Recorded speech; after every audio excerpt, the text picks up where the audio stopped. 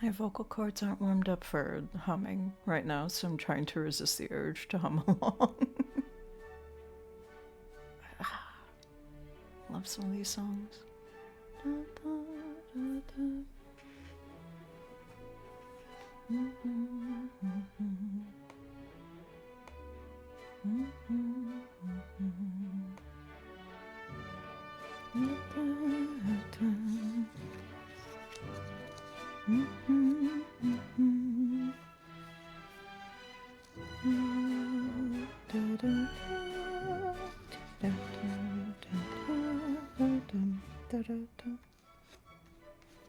Everyone, welcome, welcome. I slept in past the times that I would normally start a morning stream, so I might do a little bit longer of a reading stream tonight.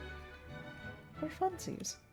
I have a bunch of texts right now. I kind of like getting older plays to read. I just like reading plays in general. But yeah, I have a very cool book swap that's near me, and so I was going through some of these and trying to decide.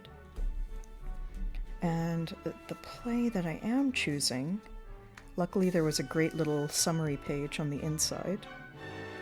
And He Who Gets Slapped is about an intelligent and sensitive man betrayed by his wife, joins a circus as a clown, and Andreyev's famous tour de force. So I thought that would be very fun. So get settled in, get cozy. It's bright now, but the sun should be setting pretty soon, and so the lighting will get nice and cozy as well. I tried to decorate the space a tiny bit.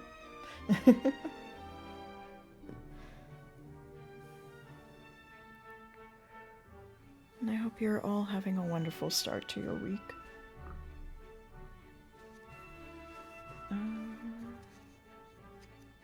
Oh, nice. Thank you, Cheesy. Thank you for stopping by. Hope your meeting goes well. But I also thought it would be very fun to read through a play.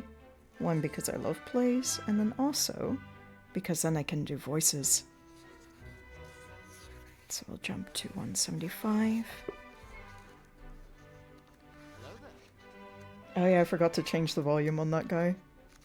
One day I'll remember. I could adjust it now, but my computer's a little temperamental lately while I'm streaming, so I don't want to futz with it too much. But yeah, one thing that I really love, so this book is so old, right? I mean, it's not like the oldest thing in the world either, but it's old enough to where it's sold for 75 cents back in the day. 75 cents. Ugh. I miss days like that. Then again, if I could buy books for 75 cents, I would have way too many books.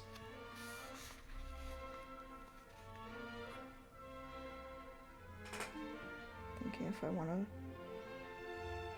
post the play to anywhere else. I think I'm okay. Well, I guess I could. Yeah. Guess I could go here too.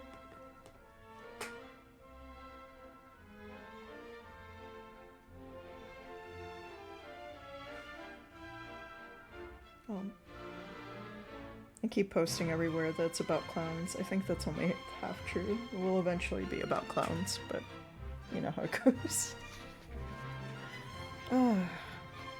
So He Who Gets Slapped from 1916, a play in 4 acts by Leonid Andreyev. If I'm saying that incorrectly, my apologies.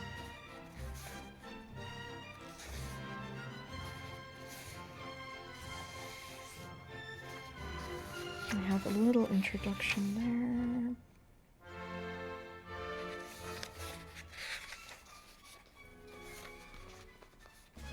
And our characters today will be Consuela, an equestrian, described on posters as the horseback tango queen. Count Mancini, her father. He, a clown in briquettes, circus, described on the posters as he who gets slapped. Louis Briquet, nicknamed Papa Briquet, the manager of the circus. Zenidia, a lion tamer, Briquet's wife. Alfredo Benzano, an equestrian. A gentleman, Baron Ragnard. Jimmy Jackson, the chief clown. Tilly and Polly, musical clowns. Thomas, a wrestler. Oh, okay, so it is about clowns. I'm glad. Angelica, a performer. Riding master. Henri and Grab, equestrians. A clean-shaven equestrian. An usher. The conductor and other musicians. And other circus performers. The action takes place in a large French city. Act 1. Music's a little loud in my ears, and if the music is ever loud compared to my voice or anything like that, always feel free to let me know so that I can adjust the volume. Act 1. The circus. A very large, rather dirty room with whitewashed walls. In the left wall, there is an arched niche holding the only window in the room, which looks out onto a courtyard. The electric light must be kept on even during the day. High up on the back wall, a row of small windows with dusty panes look out onto the inside of the circus. These windows are completely dark during the day. Only at night, during the performances, are they brightly lit. 2 stone steps lead to a large, boarded-up, whitewashed door, also in the back wall. In the right wall, almost in the corner, a tall, wide door with an arched top. It leads to the stables and the arena, both of which are dark by day and dimly lit at night. This room is used for many purposes. It contains a small desk and is the office of the circus manager, Papa Briquet. It is also used as a cloakroom for some performers and as a place where they gather during performances and rehearsals.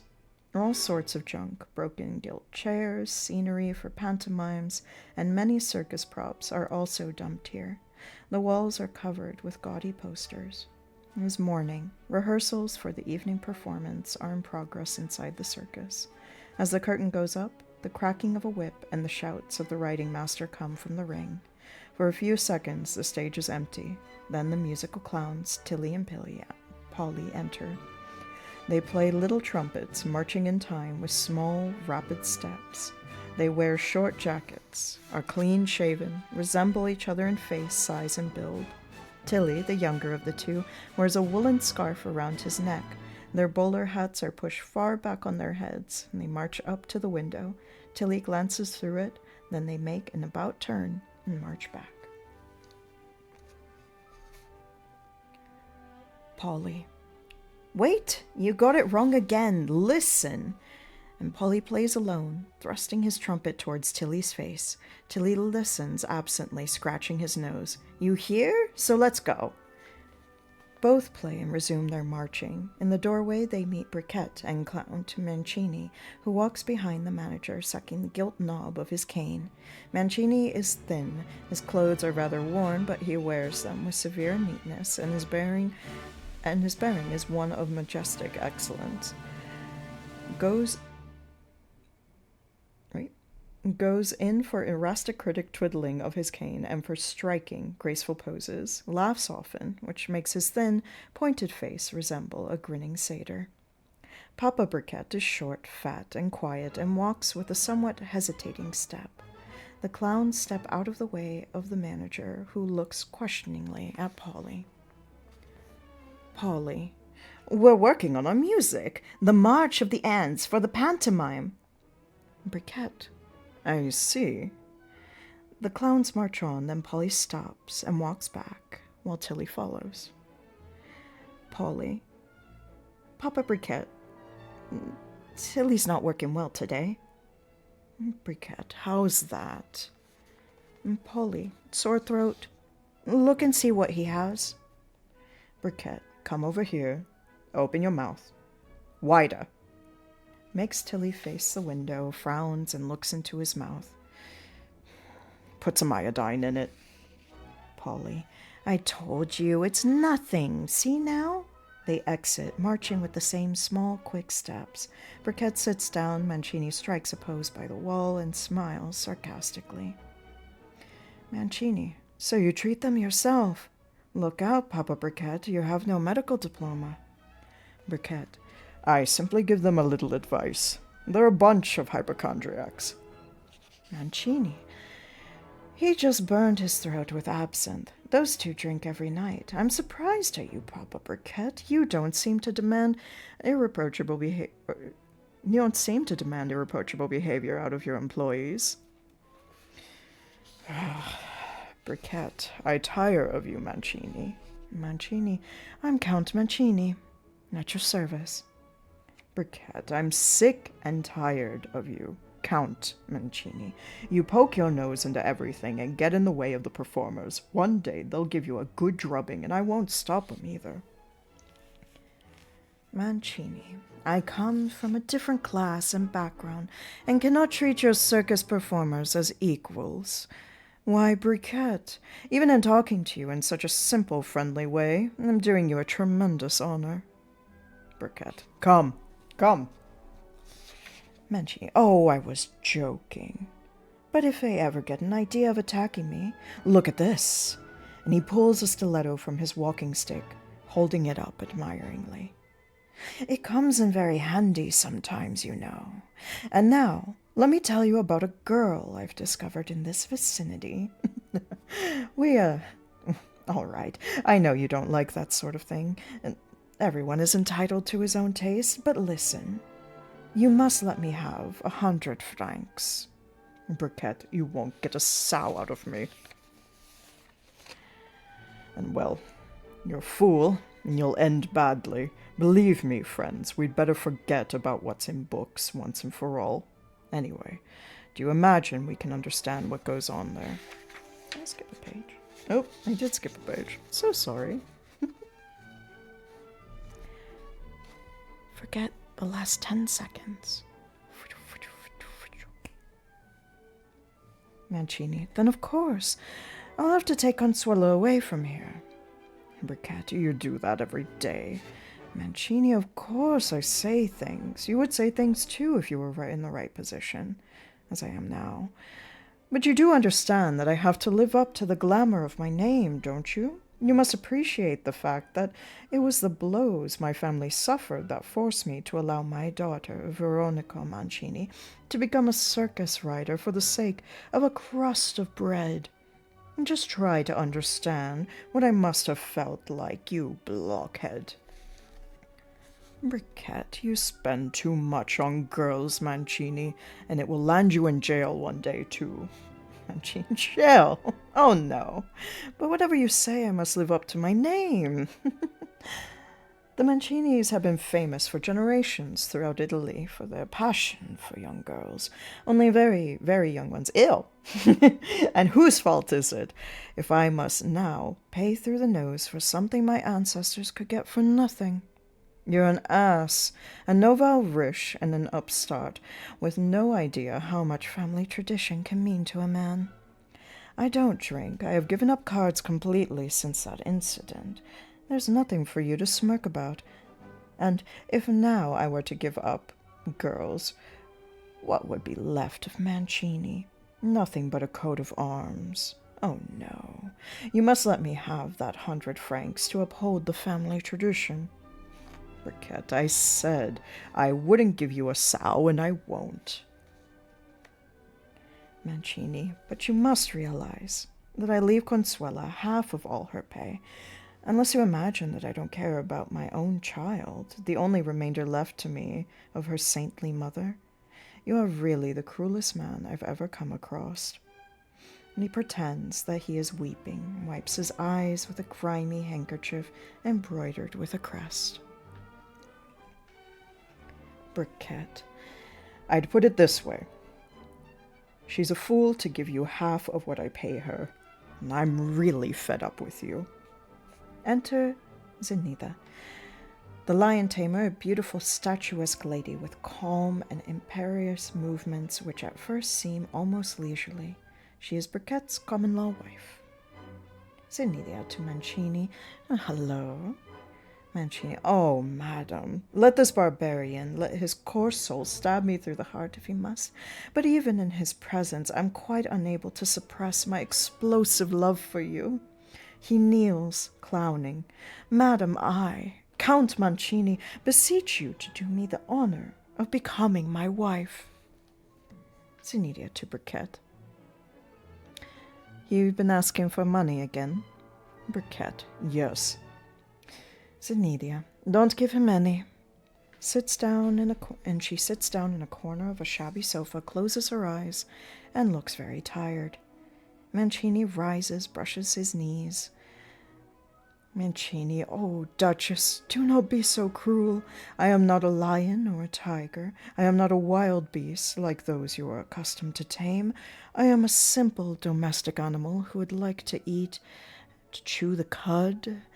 Zenidia, without opening her eyes. Jackson told me you are paying a tutor for Consuela. How come? Mancini. A paternal concern, Duchess, the loving heart of a father. The hard blows suffered by our family have left serious gaps in Consuela's education. My family, isn't it unthinkable that the daughter of Count Mancini should be almost illiterate? And you, Briquette, you callous man, you ask me why I need money. Zenidia. He's making it all up. Briquette. And what are you having her taught? Mancini, everything. A student used to come to give her lessons, but yesterday I kicked him out. He had fallen in love with Consuela, and I could hear him meowing like a tomcat on the other side of the door. I was having her taught everything. You don't know. Briquette literature, mythology, spelling. And then two young girls, circuit performers, wearing fur coats over their costumes, come in and sit down side by side in a corner, looking exhausted. I don't want my daughter, Zenidia. He is putting on an act. Briquette, you're stupid, Mancini. Why do you have to do all this? You're a terrible fool. Why should she know these things? Can't you understand?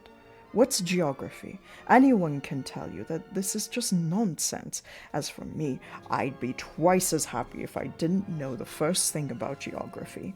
If I were in the government, I'd forbid performers to read books altogether. Let them read posters. That's all. In enters Polly and Tilly and some other performers. All sit down, looking very tired. As it is, your Consuela is a great performer. But when you've had her taught mythology, well, she'll become a slut, a loose girl, and she'll end up poisoning herself. I know those books. I've read lots myself.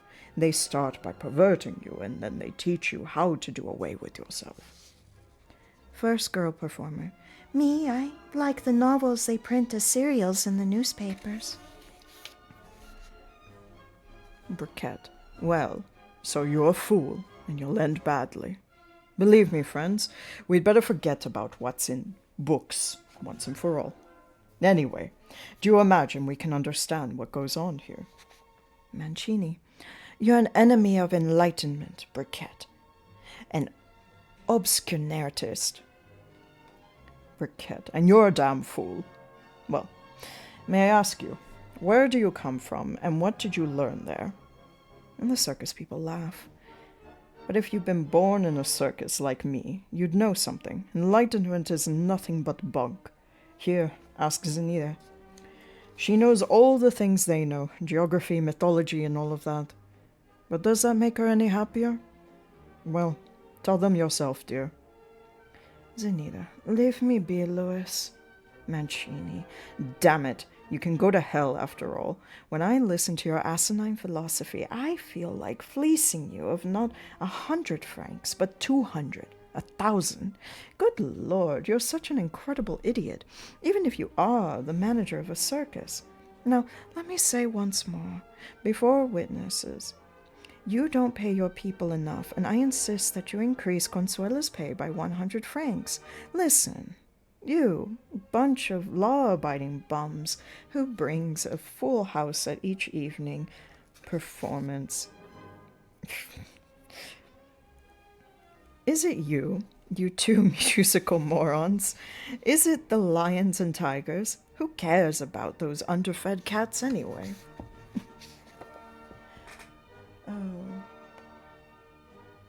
Just giggling at some of the dialogue in this. It's very silly.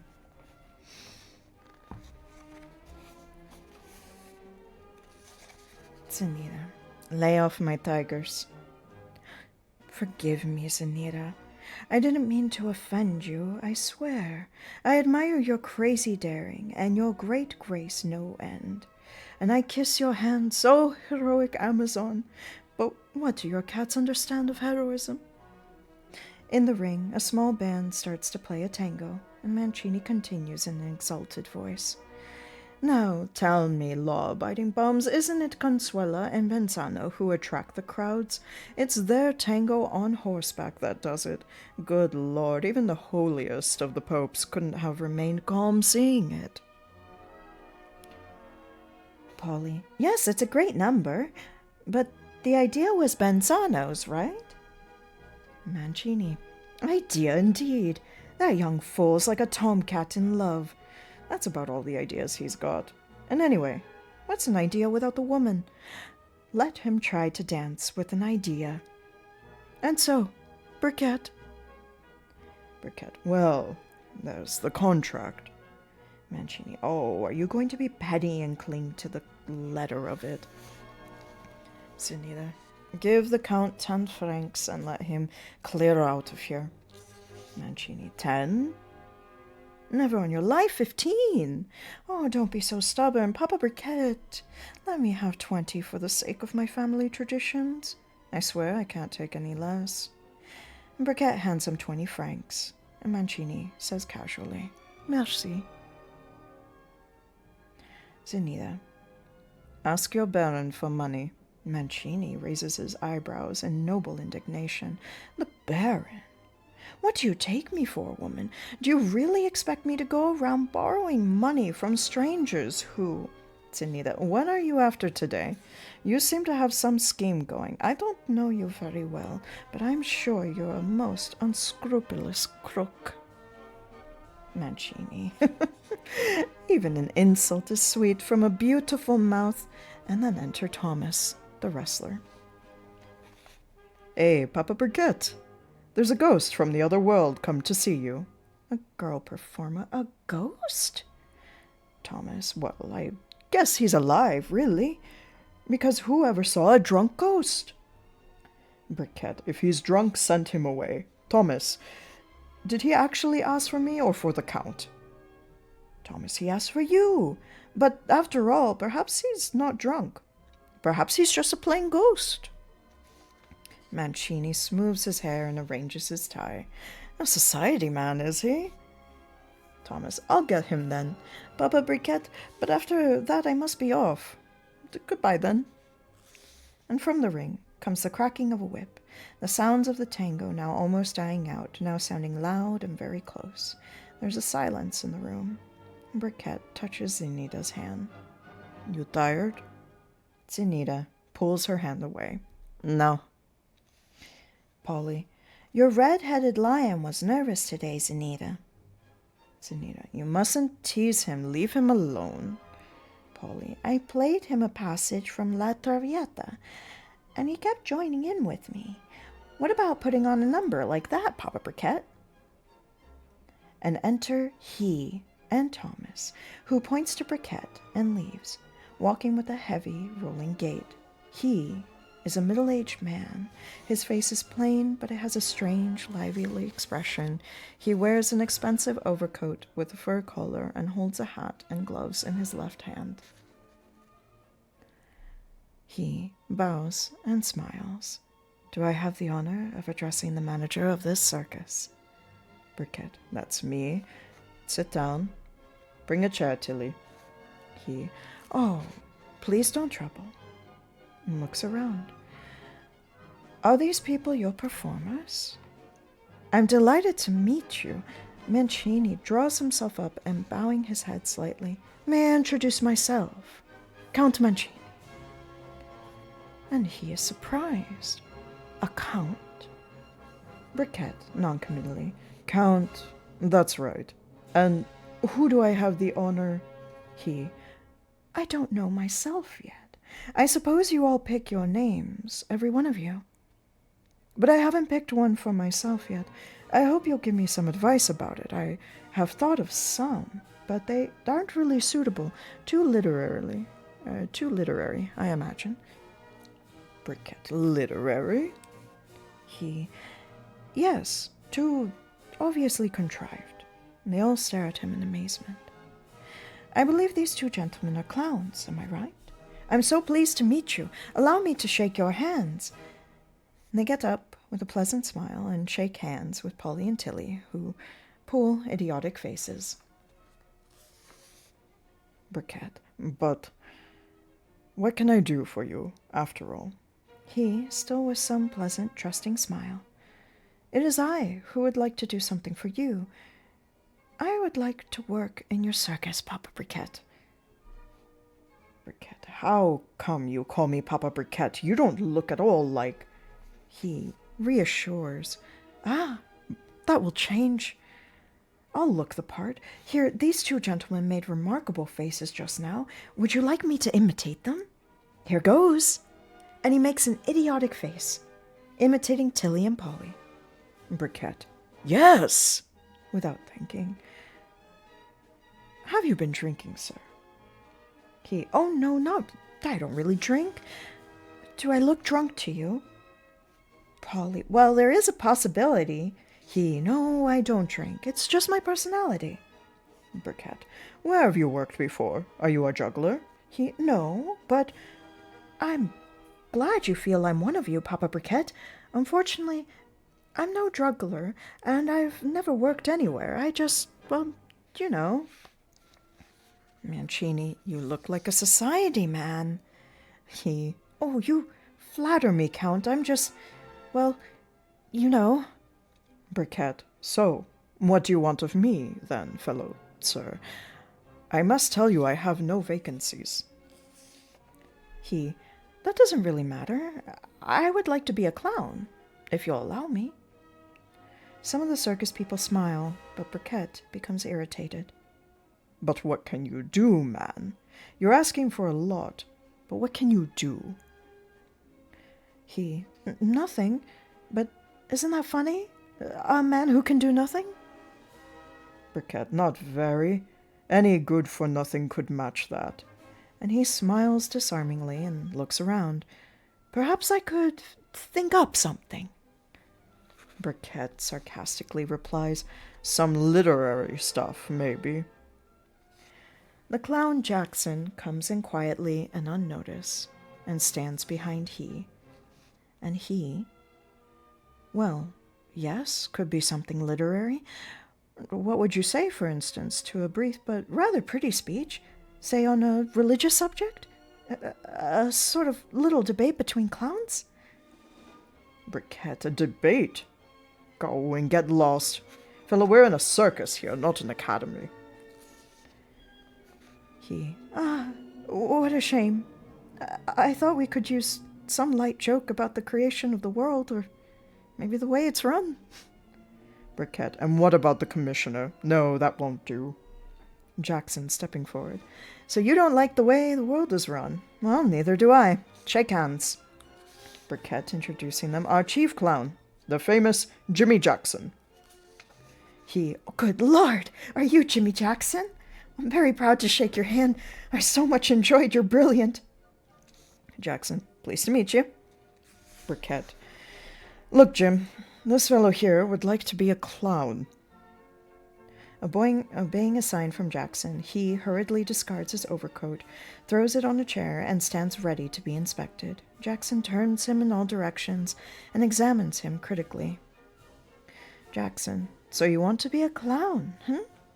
Turn this way. Smile. Broader. Right. Well, there's something to you, I must say. But, I don't suppose you even know how to somersault? He, no, I don't.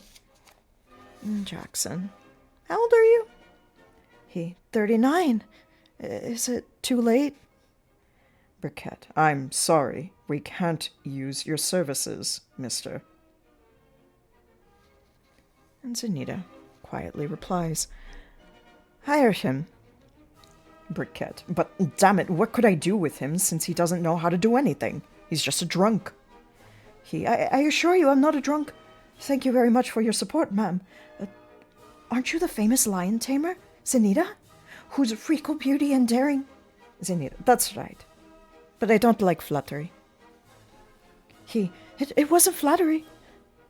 Mancini, you're simply not accustomed to the ways of society people, Zenita. The gentleman was expressing what he feels in his heart beautifully and sincerely, and you go and say that. It's sure bad manners. As to me... And then in enters Consuela and Alfredo Banzano in circus costume. Consuela, "Ah, you're here, Daddy." Mancini, "Hello, sweetie." And he kisses her on the forehead. "Are you very tired?" And he introduces her to my daughter Veronica Mancini, in the ring Consuela, the queen of the horseback tango. Ever see her perform? He bows and responds, "I admired that act immensely. It's amazing." Mancini, "Yes, everyone seems to agree on that." "And what do you think of her stage name, Consuela? I borrowed it from a George Sand novel. It means consolation." I see you're a great reader, Count." Mancini, "Not really. No, despite your eccentric wish, I can see that you are a man of my social circle, sir, and therefore I feel obliged to explain to you that only the terrible blows of fortune that have befallen our ancient house, sic transit gloria mundi, you..." Consuela, "Oh, Daddy, what a bore you can be. Where's my shawl, Alfredo?" Banzano, "Here it is." Consuela to "This is genuine Venetian lace. You like it?" Bowing, "It's extraordinarily beautiful. No, Papa Briquette, the more I see here, the more I want to stay and work for you. See?" He makes an idiotic face. "On the one side, there's the Count, and on the other..." Jackson encourages. "Not bad. Listen, fellow, think, what could you be? In this place, everyone has to do his own brain work." There's a silence, and he thinks hard, one finger on his forehead. "I've thought of something. Eureka!" Polly, "Well, what have you found?" "Eureka! I'll be he who gets slapped." And everyone laughs. Even Briquette smiles. And he looks around smiling. "Here, see? You're all laughing. Isn't that something?" And then all become very serious until he sighs. "Yes, it sure was something. It wasn't easy at all. Did you manage to laugh, Polly?" I did. Did you?" "I did too." And he imitates a musical instrument and hums a little bittersweet tune. Jackson, "He who gets slapped. Doesn't sound bad." "Don't you think so? I like it very much myself. It suits my talent very well. And you know what? I have a name for myself, too. I would like to be known as he. What do you say?" Jackson, "He. Sounds good enough."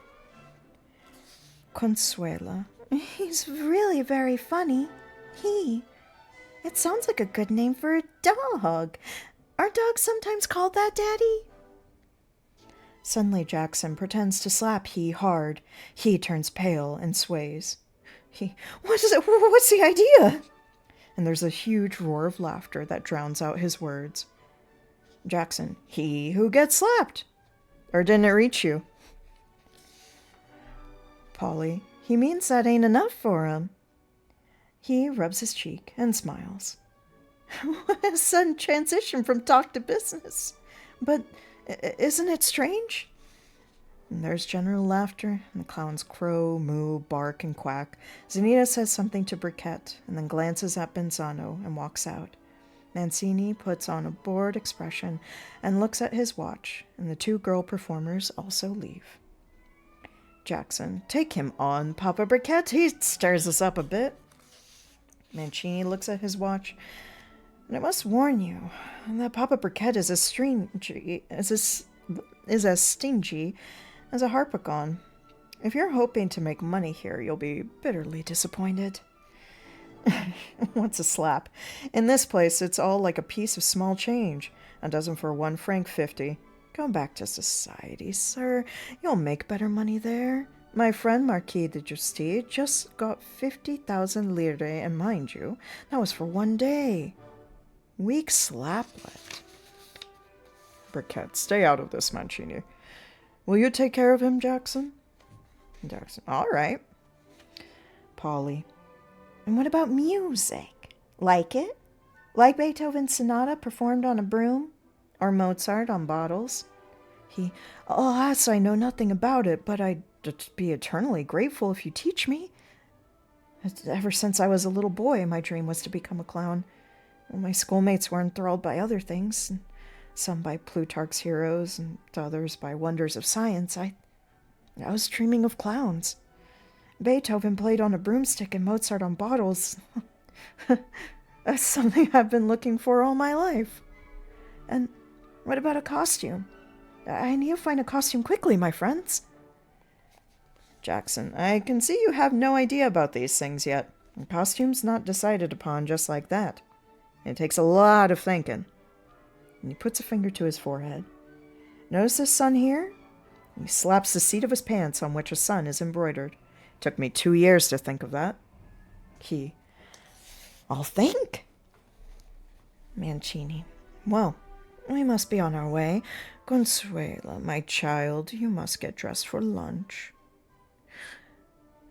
We're having lunch with Baron Reingard, a friend of mine. Have you met him? He's a banker. Consuela. I'm not coming, Daddy. Alfredo says we must work more on our act today. Mancini is horrified and throws up his hands. But my child, what sort of position does that put me in? I promised the Baron, and he's expecting us. No, you can't do that. Why, you're actually making me perspire with anxiety. Consuelo. Alfredo says... Benzano. She must work on it some more. Have you a bit of rest, Consuela? Let's go. Mancini. No, this really is beyond words. Listen, Benzano, you miserable circus rider. Have you lost your mind? If I allow you for art's sake to work with my daughter, that doesn't mean... Consuela. Oh, never mind, Daddy. You're really an awful fool. Go and have your lunch with the Baron without me. Oh, Daddy, again you forgot to take a clean hanky. I washed 2 for you last night. And what have you done with them? Mancini blushes with embarrassment. My linen is handled by a laundress, Consuela, and you play with dolls. You're very stupid to come out with heaven knows what nonsense. These people will imagine all sorts of things. It's very stupid of you. Oh, I'm leaving. Consuela. Would you like me to write a note for him? Mancini. A note. Your notes. Make a horse laugh. Goodbye. And he leaves, impatiently twirling his cane. Polly and Tilly follow him, playing a funeral march. He and Jackson laugh, and gradually people leave the room. Consuela. Well, don't I write well? I adore writing notes. Didn't you like my little message, Alfredo? Or did it make you laugh, too? And Benzano blushes. No, I didn't laugh, Consuela. Come on, let's go to work, then. In the doorway, they meet Zenita. You want to work some more, Benzano? Benzano. Yes. It doesn't seem to be going too smoothly today, anyhow. How are your lions, Zenita? I think this weather makes them a bit nervous. Consuela's voice from outside calls, Alfredo! Zenita, she's calling you. You better go. Are you through? Briquette, just about. Jackson, well, see you in the evening. And you, keep thinking about your costume. I'll think about it too. Be here tomorrow morning by 10. Don't be late, or you'll get an extra slap. We'll work it out together. I won't be late. And he follows Jackson with his eyes. He seems to be a very kind man. You're surrounded by an awfully nice bunch here, Papa Briquette. And that handsome young writer, I bet he's terribly in love with Consuela, am I right? Zenita, is that any of your business? You've just come and you're already poking your nose into other people's affairs. How much money is he asking, Papa? Briquette, listen, I have no intention of signing a contract with you. Of course not. Of course not. Whatever's most convenient for you. Might I suggest even that we postpone all talk about money. I'm sure you're a fair man, Papa Briquette, and you'll fix the amount according to what you feel my work is worth. And then... Briquette, that's a fair suggestion. After all, you don't know how to do a thing. Don't you think so, Zenita? Zenita, if he's willing to work on those terms, that's fine. I must enter him into our book. Give it to me. Hi, Impeep. Hi, empanadas. Thank you. And thank you all for stopping by. This play is very fun so far, and while it may be hard to follow a play jumping in, I think it's still cozy enough to just hear funny voices. For me trying to get a voice for every character, that you can just get cozy and relax. But I'm happy to do recaps whenever you need.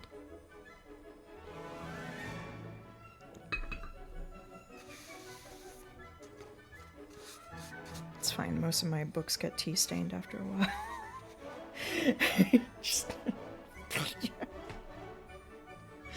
I'll put it on the heater tonight so it dries.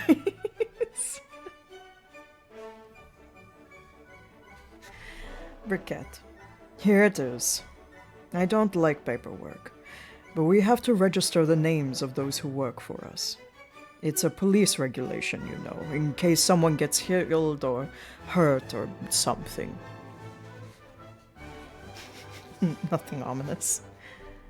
And there's sounds of a tango and shouts from the ring. Zenita. What's your name? He, smiling. He! That's the name I've picked out for myself. Unless you don't like it. Briquette, it's fine, but we must have your real name too. You must have some identification, surely. He. Identification? No, I haven't. Well, I do have something of the sort, but I never imagined you'd be so strict about such matters. What do you need it for? Zenita and Briquette exchange glances in silence, and Zenita hands back the registration book. Then we're sorry. We can't hire you. You don't imagine we're going to risk trouble with the police for your sake, do you? Briquette, my wife is right. You could get kicked by a horse, or you might get yourself into something of your own making. Who the hell knows? Personally, I couldn't care less, but the cops feel differently about the matter. To me, a corpse is a corpse. I never ask it any questions and leave it to God or the devil, as the case may be, to take care of it. But they're very curious, and that's why they made the regulation, I suppose. Don't you have a card? And he rubs his forehead, thinking. So what am I to do? I have a card, but, well, you see, it's awfully important to see that my name should remain unknown. Briquette, have you had trouble with the police? Were you involved in some scandal? He, yes, something like that. So why don't we assume I simply have no name?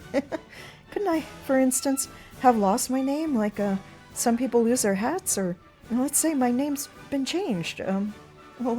Tell me, when a stray dog comes to you, do you bother to ask it its name, or do you give it a new one? So, why can't I be like a dog? A dog called He. Zenita, you can tell it to just Briquette and me. No one else will know it, unless, of course, you decide to break your neck. He thinks for a while. You promise? You give me your word of honor? And Zenita shrugs. Briquette, where people are honest, every word is a word of honor. You look as if you'd come from just such a place. All right, here it is. Please don't be surprised. He hands his card to Zenita, who glances at it and passes it on to Briquette, and then they both stare at he. Briquette. If this is true, sir, and you are what it says here... He. Please, it doesn't exist anymore, and has been lost for a long time.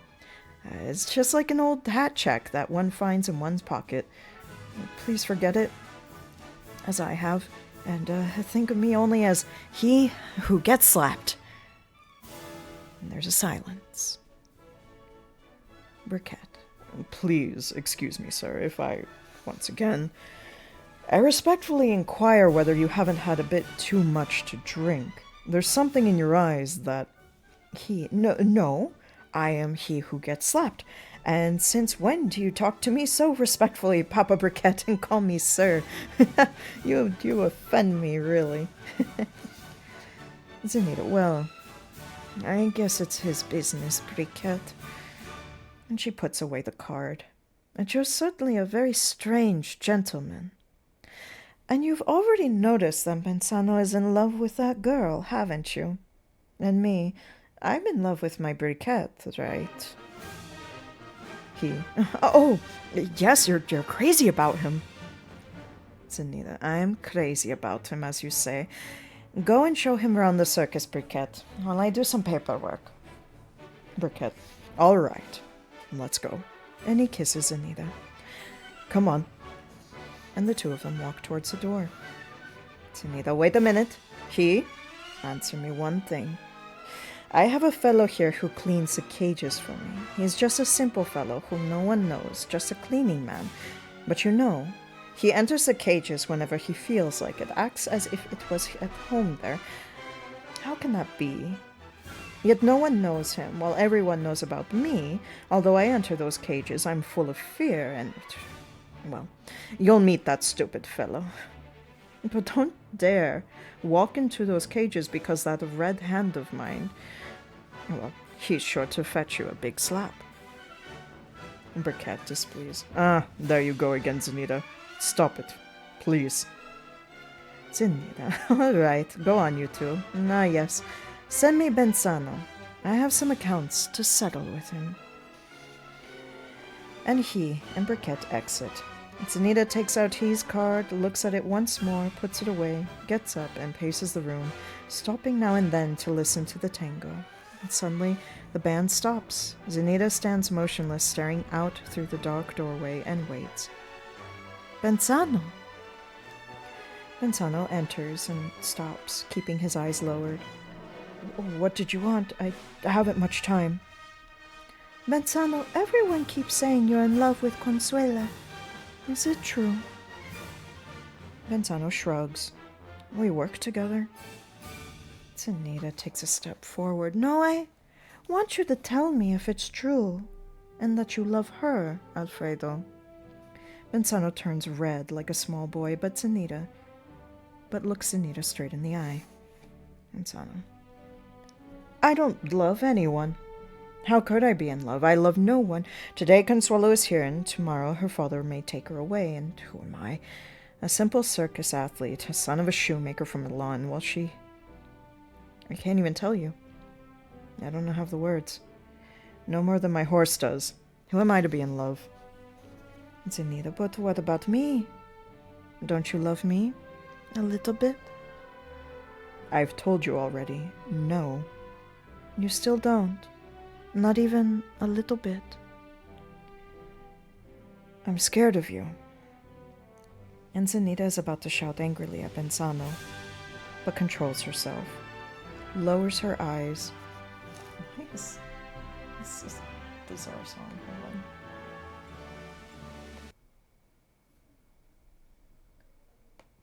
Just skip a little. Skip a little, skip a little.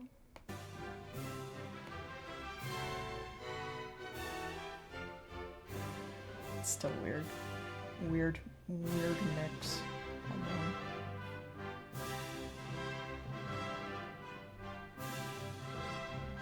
Fuck it. We're going to jazz.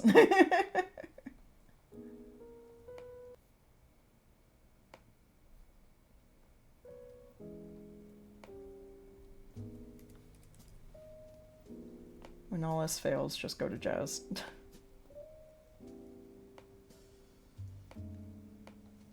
There you go. Zinnia is about to shout angrily at Benzano, but controls herself, lowers her eyes, as it were, extinguishing the fire in them, and turns pale. Am I really so frightening? You're as beautiful as a queen. You're almost as beautiful as Consuela, but I don't like your eyes. You order me to love you with your eyes, and I can't love them when I'm ordered to. I'm afraid of you. Zenita, I'm not really ordering you, Benzano. I'm just asking you to. Benzano, why don't you look at me then? You see? You know yourself that your eyes don't know how to ask. They've spoiled you, your lions. Zenita, my redhead loves me. Benzano, why is he so gloomy then, if he loves you? Zenita, yesterday he licked my hands like a dog. But today he kept searching for you with his eyes, longing to devour you. He pushes his face against the bars and sees only you. He is afraid of you and hates you. What did you mean? Perhaps you would like me to lick your hand like a dog too? Zenita, no, Alfredo, I'd like to kiss your hand. Give it to me. The way you talk, I'm ashamed to listen to you. And Zenita controls herself. You can't go on tormenting me this way. I'm madly in love with you, Alfredo. No, I'm not trying to order you to do anything. Look into my eyes, and you'll see that I love you. There's a silence, and Benzano turns towards the door. Goodbye. Alfredo! And he appears in the doorway and stops there. Benzano, and please, never tell me again that you love me. I don't want it, and if you say it again, I'll leave the circus. When you pronounce the word love, it's as if you were hitting me with your whip. You know, it's disgusting. And he turns and walks quickly away. Suddenly they both notice Benzano frowns and walks past him quickly. Zenita, looking proud and unperturbed, resumes her seat at the table. He moves towards her. I'm sorry, Zenita, I see you're poking your nose into other people's business again. You seem to be really looking for a slap. I simply left my overcoat here. I didn't hear a thing. Zenita, why should I care whether you heard anything or not? May I take my coat? Zenita, help yourself if it's really yours, but... Sit down a moment. All right. Zenita, answer me now. Could you fall in love with me? Who, me? Me in love? Look at me, Zenita. Have you ever seen a lover with a face like mine? Zenita, it's possible to please with a face like yours. Maybe that's only because I feel cheerful, and I feel that way because I've lost my hat, because I'm drunk, or am I? With everything spinning before my eyes like a ballroom before the eyes of a young debutante. Hey, Chris. Welcome in. It's so nice here. Slap me now. I want to play my part right away, and perhaps it will awaken love in me. Love. And he pretends to be listening to his heartbeats with exaggerated anxiety. You know what? I feel something. And the tango once again comes in from the ring. Zenita listens. Is it love for me? I don't know yet. No. Love, it's love for everyone. And they listen. Yes, they are dancing. She's so beautiful, that Consuela. And the boy, he's strikingly handsome. He's the body of a Greek god. He looks as if he'd come straight from the chisel of Praxiteles. Love. There's a silence, and the sounds of tango from the ring. Zenita, tell me, I am yours to command, Queen. Zenita, tell me, what can I do to make my beasts love me? And the curtain falls on Act 1. And we'll take a pause there to take a quick ad break. I will drink some tea, take a little stretch, and I hope the rest of you will do the same. We'll be right back. Hope you're doing well today. Take care, Chris. And yeah, get cozy.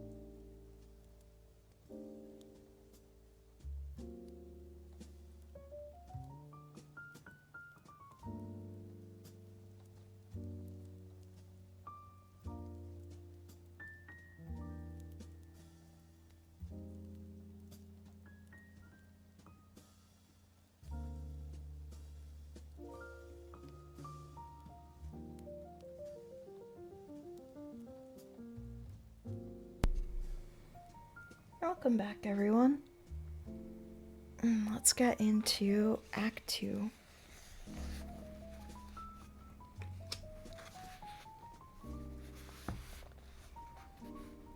Same room during the evening performance. Snatches of music, laughter, shouts, clapping are heard from the arena. Light filters through the row of little windows at the top of the wall. Consuela is talking to Baron Rangard, a tall, heavy frocked-coated gentleman with a rose in his buttonhole. His feet are widespread. He fixes his heavy spider stare on Consuela, who, in her riding costume and with a kerchief around her neck, is stretched out on the sofa. Baron. Is it true that your father the Count has introduced you to some loathsome money bag, a certain Marquis de Justy? Consuela. No, he was just joking. He has often mentioned some Marquis de Justy lately, but I haven't met him yet. And do you know your father is nothing but a fraud? Consuela. Oh no, he's so sweet. Baron, did you like the diamonds? Consuela, yes, very much. I was terribly sad when Daddy made me give them back to you. He said I couldn't keep them, and that it wasn't proper. I even cried a little. Your father is a beggar and a fraud. No, he's not, and you shouldn't talk of him like that. He thinks a lot of you. Then let me kiss your hand. How can you ask such a thing? It's just not done. You may kiss my hand when you say hello to me, and then when you say goodbye. It's certainly not in between. Everyone is in love with you, and that's why you and your daddy are putting on all this act. Tell me, who is this new clown called he? I don't like him. He's too slimy. He's in love with you too. I noticed the way he was looking at you. What are you talking about? He's so funny. Yesterday he got 52 slaps. Daddy said, just think if they were gold pieces. And what about Benzano? Consuela, do you like him? Oh, yes, I like him a lot. He's so handsome. The clown he says that Benzano and I are the best looking couple in the world. He calls Benzano Adam and me Eve. I mean, that's not very proper, is it? Well, that fellow he is terribly improper anyways. And how often do you talk to he? Quite often, although mostly I don't understand what he says. He's always sort of like he was drunk. In Spanish, consuela means consolation. Your father is a stupid fool, Consuela, and I love you. Well, talk to Daddy about that. That daddy of yours is a crook and a blackmailer who should be grabbed by the collar and led off to a police station. Can't you really see that it's impossible for me to marry you? Daddy says it's possible. No, it's not possible. And what if I blow my brains out, Consuela? You're so stupid, and yet I love you so unbearably. You understand? Unbearably. It looks as if I've gone mad. I'll have to be dragged to a doctor or be whipped or something.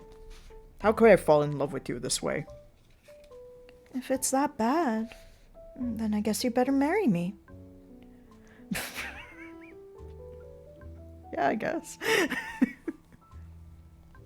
I've known hundreds of women, hundreds of beauties. I never paid any attention to them. You're the first woman I've ever really looked at and seen, and now I can't see anything else. Who is it who makes a man love? Is it God? Or the devil? I think with me, it is the devil. Now let me kiss your hand. No. And she becomes dreamy and sighs. Do you ever think of anything? What were you thinking of now, Consuela? And she sighs. I don't know why. I suddenly felt terribly sorry for Benzano. He's so kind to me when he's teaching me, and then he has such a tiny room. You've been in his room? No, but the clown he told me. You hear what a noise the audience is making? It's he getting slapped, the poor dear. Although in reality it doesn't hurt. That's just for effect. Well, it'll be the intermission soon. The Baron tosses away his cigar, takes 2 quick steps forward, and kneels before Consuela. Consuela! No, please get up and let go of my hand. Consuela! Get up, please. You're making me feel sick. The Baron gets up. Voices and noise come through the door as the intermission starts. The clowns enter, talking excitedly. First comes he, dressed as a clown with big painted eyebrows and white nose. The other performers clap him. Bravo, bravo, he. Circus ladies, riding masters, acrobats wearing costumes, they all enter. Zenita is not among them. Then Papa Briquette comes in. Healthy relationships. Yeah, this book is full of them. Polly, 100 slaps. Well done, he. Jackson, not bad at all. I think he'll make a career of it. Tilly, today he was a teacher and we were the pupils. So here's one more for you. And he slaps he playfully. They all laugh and they greet the Baron. The Baron is somewhat abrupt with them and he is tired of the circus people. He is a silent man. Mancini, dressed as before and carrying the same stick, comes up to him. Ah, what a triumph. You should have seen it, Baron. It's fantastic how much the public loves those slaps. Your knees are dusty, Baron. You ought to brush them off a bit. And be careful. The floors are so dirty in here. Consuela, my child, how do you feel? And he crosses over to her. The cheerful din continues. Waiters keep bringing in drinks and sodas from the bar. Consuela, Where's Benzano? he, bowing familiarly to the Baron. Don't you recognize me, Baron? Baron, I do. You're the clown called he. He, right. I'm he who gets slapped. May I inquire whether you received your diamonds back then, Baron? What's that? I was asked to take some diamonds to your place, and so now I make so bold as to inquire whether, The Baron turns his back on him, and he laughs loudly. Jackson, whiskey and soda. Mark my words, ladies and gentlemen, he'll make a great career. I know what I'm talking about. I'm an old clown, and I know my public, and I'm telling you, today he eclipsed even the sun. He slaps the sun embroidered on his seat. People don't want to strain their brains. They want the slaps they miss at home and which they dream about. Here's to your health, he. Bring us another whiskey and soda, fellow. Today, he received so many slaps there would be enough to go round all the ringside seats. Tilly, no, they wouldn't go round. Want to bet? Polly, go on then. You two bet. I'll go round and count the noses in the ringside seats. A voice. They didn't laugh in the ringside seats? Jackson, that's because they felt they were on the receiving end. But in the balcony, they were laughing all right, as they watched the ringside getting it. Your health, he. He, to you, Jimmy. But why did you prevent me from making my speech when I was just getting into the right mood? Jackson, because your speech was blasphemous, my friend. You can take as many pokes as you wish at politics or at our customs, but leave Providence in peace. And believe me, pal, I shut you up just in time. Right, Papa Briquette? Briquette, coming up to them. It was too literary. It's not an academy here. You keep forgetting that, he. Tilly, but isn't it just nice to shut a person up, is it? Briquette, it's always good to shut one's mouth, except perhaps when you're drinking. Hey, one whiskey here. Voices, bring a whiskey for the manager. Mancini, that's pure obscurantism. Ah, you and your philosophizing, Briquette. Briquette, I am displeased with you tonight, he. Why must you tease them? They don't like it. Your health, gentlemen.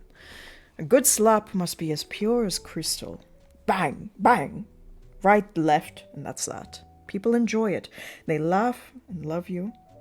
There's a certain special taste about your slaps, you understand. A certain peculiar smell. He, but they did laugh, didn't they? Briquette, yes. But there was no pleasure in their laughter. You take the slaps, he, but right away they pass on to those for whom they're really meant. It's not the right sort of clowning, and they won't like you. Jackson, that's exactly what I was trying to tell him.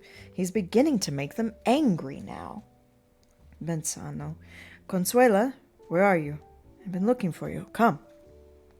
And they both exit. After some hesitation, the Baron follows them. Mancini respectfully sees him off to the door. He, you don't understand, friends, because you're out of date and have lost touch with the arena. Jackson, who's out of date, young man? He, don't get angry, Jim. It's just acting, you understand? I'm happy as soon as I get out into the arena and I hear the music. There's a mask on my face and I feel all funny inside, like a dream. I can say anything that goes through my head, like a drunk, you see?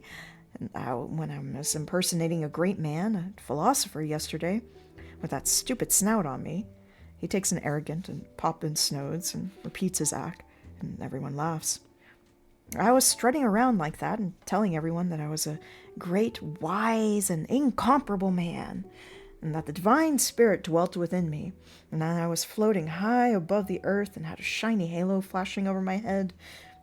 He changes his tone while talking very quickly. And you, Jim, you hit me the first time when I asked you, what's that for? And they are applauding me. And then, after the 10th slap, I said, I believe you sent for me from the academy. And acting, he looks around with an air of unconquerable majesty. People laugh, and Jackson gives him a slap. What was that for? Jackson, because you're acting without being paid for it. You fool. Give me my check, waiter. There's more laughter, and a distant bell rings, summoning the performers to the arena. They rush out in haste, and the waiters are hurriedly paid. Burkett. Into the ring. Ouch.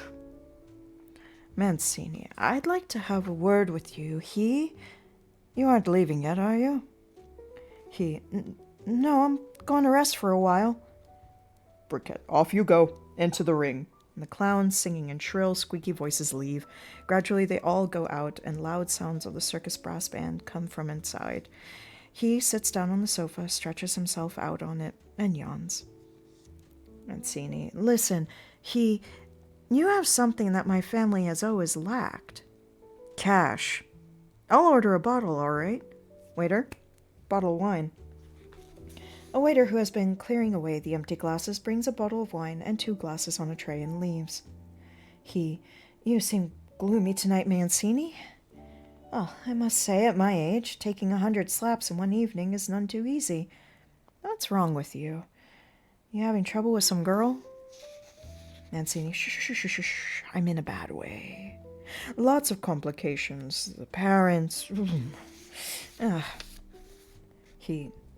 Will it land you in jail?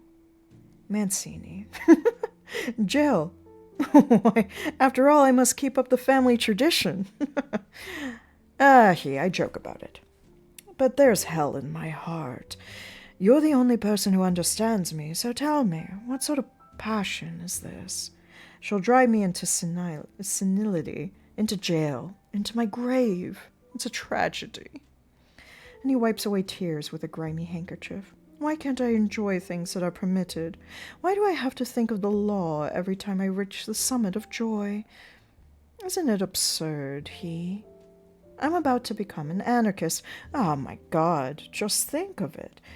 Count Mancini, an anarchist. That'd really put a lid on it. But couldn't your present troubles be fixed up still? Takes money. What about the Baron? Sure. That's all that spider is waiting for, and it looks as though he'll have it his way. I'll end up selling him Consuelo for 10,000 francs. For 5. That's rather cheap. Mancini, I never contended that it was a good price, nor do I enjoy selling her. But what can I do if those vulgar, petty bourgeois people have me by my throat and are trying to strangle me? I can see very well. You're a man of my social class, and you understand me. Did I show you the diamonds I sent back to him? My damned honor prevented me from substituting fakes even for a few of the stones.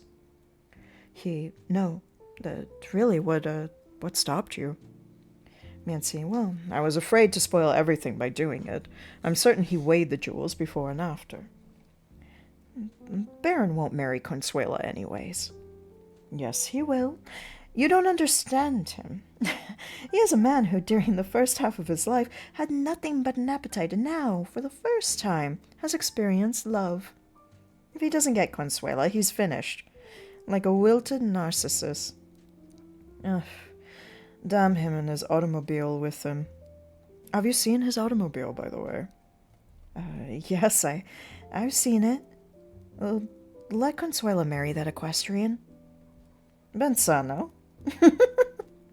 Just look where our little conversation has taken us.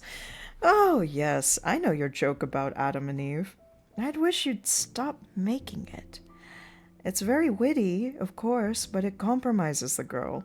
She told me about it. All right, then give Consuela to me. Mancini. Why, do you have 1 billion francs? Oh, I'm not really in any mood to laugh at your clownish jokes. I've heard that this town's prisons are extremely uncomfortable, and that they make no distinction between people of our class and common crooks. Why are you staring at me like that? Does that make you laugh? No. I don't think I'll ever get accustomed to that face of yours. Your makeup is really horrible. He won't marry her. You're vain and ambitious, Mancini, but mark my words, he'll never marry her. What's Consuela? Once she gets down off that horse, any chambermaid employed in a decent house has better manners and sounds more educated and intelligent than her. Although I don't believe she's really stupid, is she? Mancini, no, she's not. But you are. What's intelligence in a woman? I'm surprised at you, Consuela is a rough diamond, and only an absolute idiot will fail to see how brilliant she is. But do you know, I was on the point of giving her some polish. You engaged a tutor for her? Well? Mancini shakes his head. Her progress was so rapid I got scared. So I dismissed him. I was afraid that another month or two of it, she would have kicked me out. My father told me once that the old Amsterdam jewelers used to keep their diamonds uncut so as not to tempt the thieves too much. When a diamond is in its uncut state, it's as if it were asleep. You're very wise, Mancini. Mancini, do you know what blood flows in the veins of an Italian woman? It's the blood of Hannibal and Corsini, the blood of the Borgias, and the blood of the dirty peasants of Lombardy, the blood of the Moors. Oh, she's not a woman of lowly descent, with nothing but peasants and Romani for ancestors. An Italian woman carries in her an infinite number of possibilities and forms, just like our wonderful marble. You must understand that, you fathead. Strike her, and she'll turn into a screeching fishwife whom you'd want to get rid of, and because of her sloppiness and shrill voice. Touch her delicately on a certain spot, and you'll find a queen, a goddess, a Venus of the capital. That's your daughter, you're so weird. And then pluck a string, and she'll begin to sing like a Stradivarius, and you'll find yourself sobbing like an idiot. The Italian woman, you see. Why, you're something of a poet, Mancini. But what will she become under the fingers of the Baron?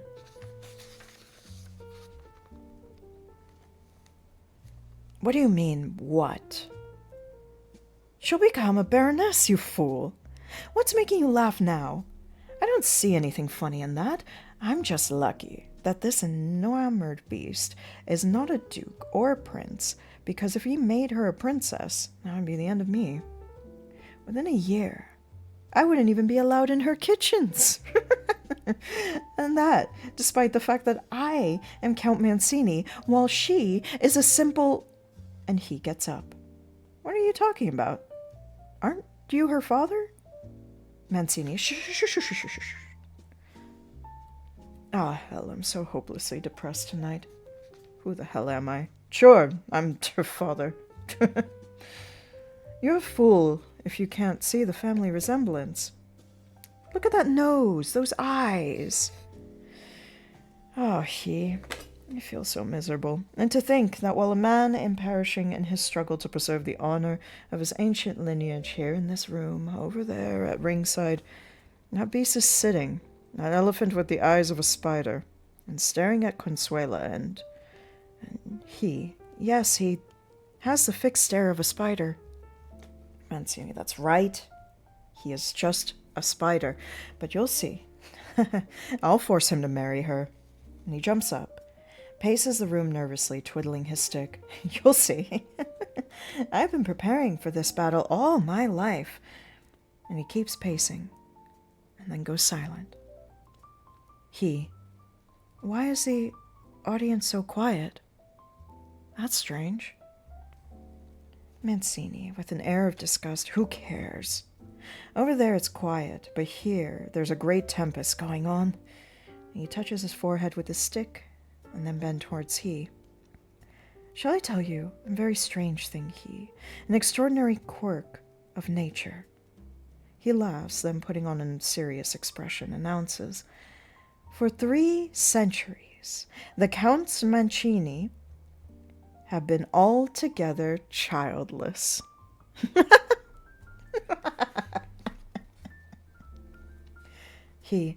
How did you manage to be born then? Mancini, shh, shh, shh, shh, shh, shh. That is a secret belonging to our saintly mothers. We are too ancient, he. Too graceful, too subtle to go in for a thing in which any peasant is our superior. And in enters an usher. "What do you want? The manager isn't here." Usher, "I know. Baron Reingard asked me to give you this letter." Mancini, "The Baron? He's in there?" Usher, "No, the Baron has left. There's no answer required." Mancini tears open the envelope with trembling figures. Good. At last. Damn it. The usher is crossing to the door, and he calls after him. Wait a minute. Why is the music playing so softly?" And the usher replies, "It's Madame Zenita's number with her lions." Mancini rereads the note. "What is it? You look as radiant as the sun on the seat of Jackson's pants." Mancini, "What? You ask me what? Here's what." And he makes a few ballet leaps and twirls his sticks. "Mancini!" Mancini makes faces, goggle-eyed. "Come on, speak up, you animal." And Mancini stretches out his hand. Let me have 10 francs. Come on, give me 10. What are you waiting for?" And with a mechanical motion, puts the bill in his vest pocket.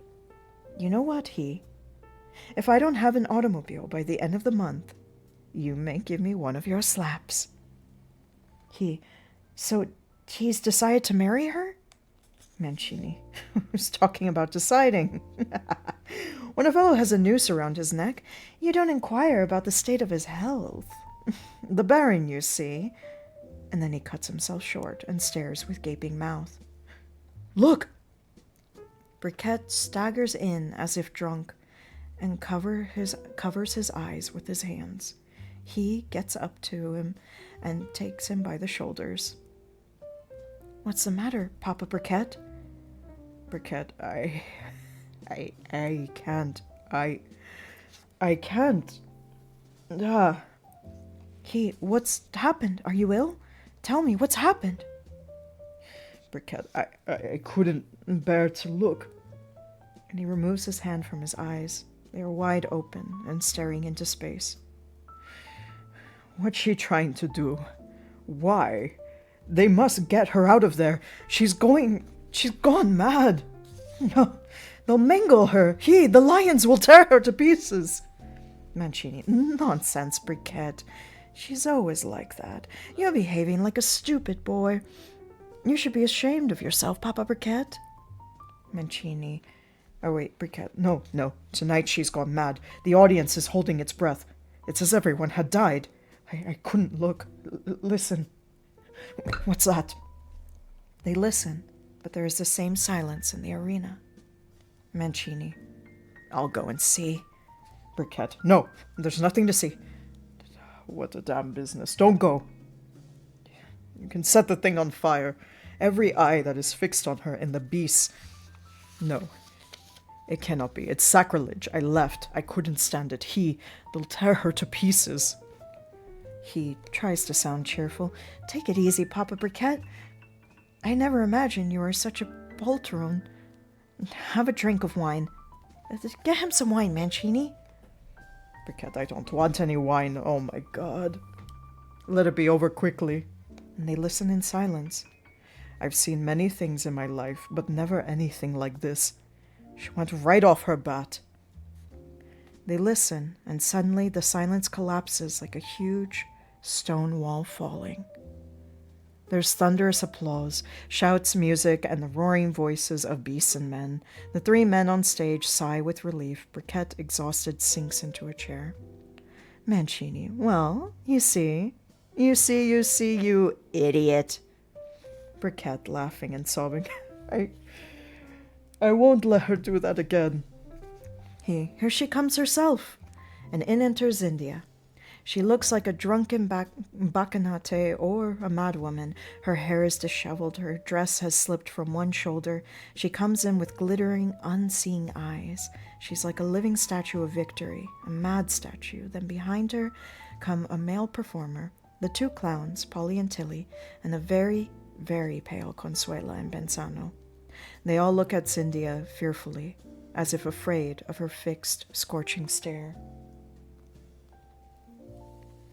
Briquette, what's come over you? Have you gone mad, you fool? Cynthia, who? Me? No. Did you see it then? Well, how did it look? And she stands there, smiling and enjoying her insane triumph. Tilly whimpers. Stop it, Zinnia. Please stop it. The hell with it. Zinnia, you saw it? Well, what do you say? Briquette, let's go home. Let them do whatever they want here. We're going home, Cynthia.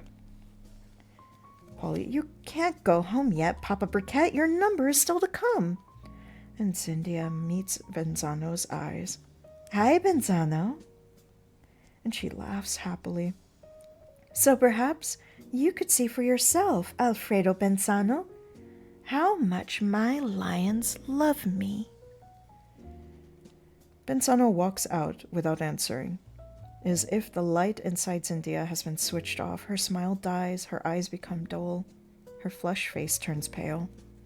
In a weak voice, she says, "Chair." They bring one to her, and she limply lowers herself into it. Her head hangs on her shoulder, her arms droop, then she shudders and begins to tremble. She trembles more and more, her teeth chattering.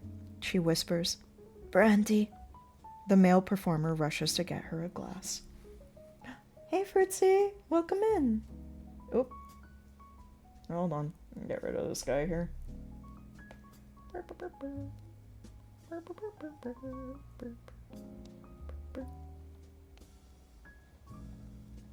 Wait. Oh. Get rid of you. And boop. Haven't had a bot in a minute. Hello, hello. Welcome in. It's good to see you. Also, yeah, stretch is a good idea. I am going through a play about a man who has run away from his home life. We don't know anything about him other than he is a very kind of eccentric 39-year-old man with no name, and he has decided to become a clown who is called He Who Gets Slapped, or He for short. And his whole bit is that he gets slapped in the face a whole bunch. And we're learning about the drama unfolding of all the romance triangles within this circus tent.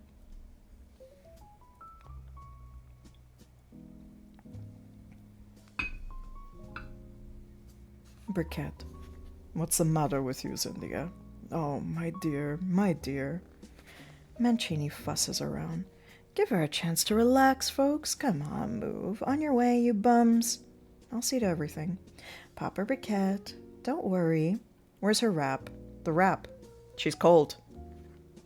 Tilly hands him Zindia's wrap, and Mancini covers her. Tilly. And what about music? You think she'd like some? Mancini hands India a glass of brandy. Drink up, Duchess, drink up. Good, that's right. Cynthia drinks the brandy as if it were water, obviously not tasting it, and she is still shaking. Tilly and Polly leave quietly. Suddenly, in one supple movement, Consuela is on her knees before Zenita and takes hold of her hands, rubs them, trying to warm them, and kisses them. Consuela, you're cold, dearie. Oh, these hands are so cold, my dear, nice Zenita. Zenita gently pushes her away. I must get home. It's nothing. I'm sure I'll be all right in a second. I want to go home. And you stay here, Briquette. You still have to do your act. Don't worry, I'm fine. Consuela, you're cold? Here, take my shawl. Zinnia, no, leave me. And Consuela stands and moves away. Briquette, it's all my fault. It's all the fault of your books, Zenita. Of that theology of yours. Tell me now, why have you suddenly decided that those lions of yours have to love you? She suddenly decides that the beast must love her. Beast, can you imagine he? You also come from the world of books, so she may listen to you more than she does me. So try and talk some sense into her if you can. How can they love anyone, those beasts? Those hairy monsters with their devilish eyes. I think creatures can love creatures of their own kind. Papa Briquette is right. Beasts can only love those of their own species. Briquette, sure. And her idea was stupid. Just bad literature. Tell her that. Pretending to think hard. Yes, you're quite right, Briquette. Briquette, so you see, silly girl. Everyone says so. Mancini, damn it. What a bore you are, Briquette. You're a real despot and a Hottentot. Zenita smiles faintly and giving her hand to Briquette, who kisses it. Calm down, Louis. It's all over. I'm going home now. And she stands up unsteadily, still trembling.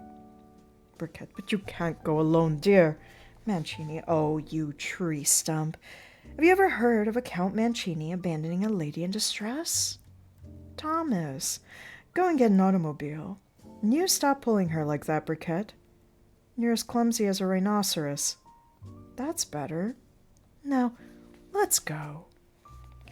Mancini and Briquette, supporting Zinnia, lead her toward the door. Consuelo watches them, her chin in her hand, in a somehow affected-looking pose. Mancini turns back. I'll come back and pick you up, child. And they both exit. Only he and Consuela are left in the room. From the ring come music, shouts, and loud laughter. Consuela. Consuela, is that you, dear he? Where did you get that pose? I've only seen it in marble statues. You look like Psyche. I don't know. And she sighs, sits down on the sofa, still an affected, beautiful pose. It's so depressing here tonight. Tell me, are you sorry for Zenita? What did she do? I didn't see. I closed my eyes and never opened them till it was over. Alfredo says she's wicked, but that's not true. Her eyes were so kind just now, and her hands were so cold, like the hands of a dead woman. Why does she do all that? Alfredo says a performer should be daring, beautiful, and calm, but what about Zenita does is sickening. It isn't true, is it, he? Well, she's in love with Alfredo. Consuelo, with Alfredo? You mean my Benzano? And she shrugs, looking surprised. What way does she love him? The way everyone does? Yes, the way everyone loves, and perhaps even stronger. Consuelo, Benzano. That sounds absurd. You have a lovely costume, he. Did you invent it yourself? Jimmy Jackson helped me. Consuelo, I like Jimmy. He's so nice. All the clowns are nice. Not me. I'm nasty.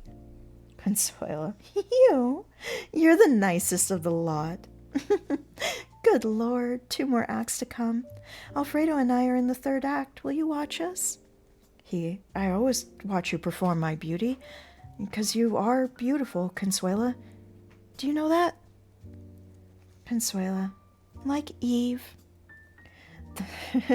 That's right, like Eve. But tell me, if the Baron proposes marriage to you, will you accept? Consuela, but certainly. That's all we're waiting for, Daddy and I. Yesterday, Daddy and the Baron couldn't hold out. Hold on.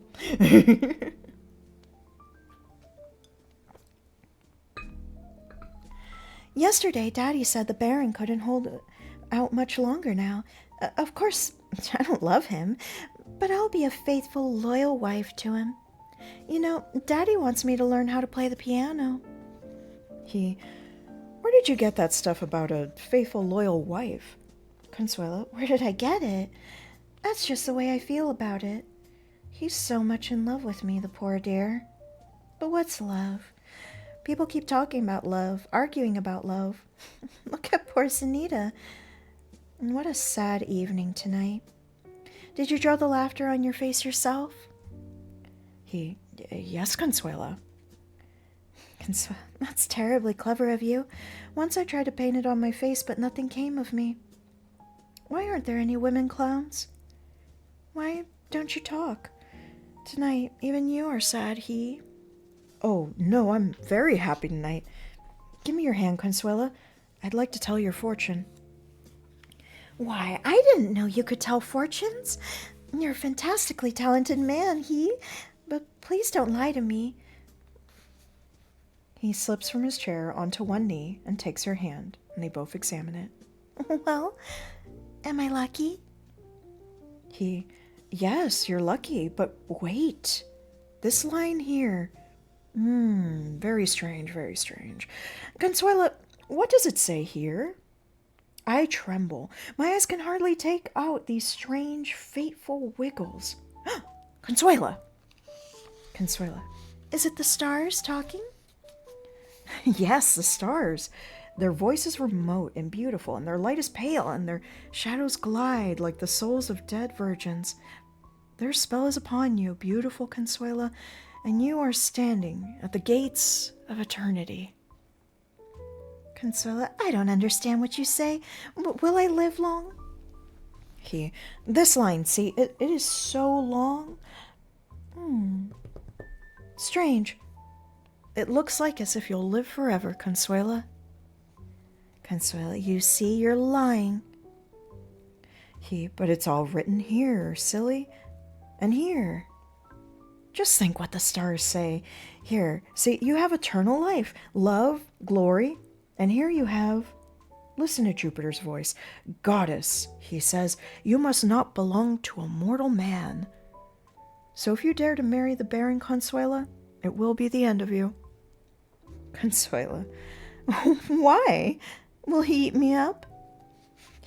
No, you'll die before he eats you. And does it say here what Daddy will do when I die? And she laughs and hums the waltz as being played outside by the band. Don't laugh at the voice of the stars. The stars are remote, and their rays are pale and weightless, and their gliding shadows are hardly visible, but their warnings are threatening and grim.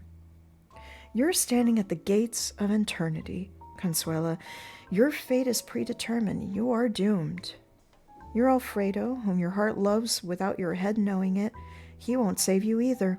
He himself is a stranger on this earth. He himself is immersed in a deep dream. He is like you, a young god who has lost his way and who will never, understand, Consuela, never find his way to the clouds. Forget Benzano, Consuela. I don't understand a thing. Do gods really exist then? My tutor told me about them, and I thought it was nothing but a kind of fairy tale. Then my Benzano is a god, too? Forget Benzano. There's only one man on earth who can save you. Me. You? He? Oh, no. Please don't laugh. Look at your palm. See the letter H formed here? Well, it stands for he. For me.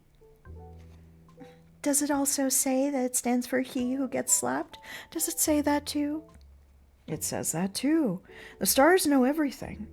But look what it says further about him. Welcome him, Consuela. He is an old god in disguise who has come down to earth out of love for you. For you, silly Consuela.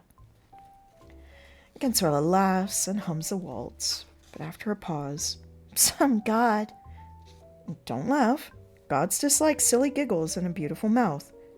And gods pine and die when they are not recognized. Oh, Consuela, oh, my joy, my love. Recognize this god and welcome him. Just think of it.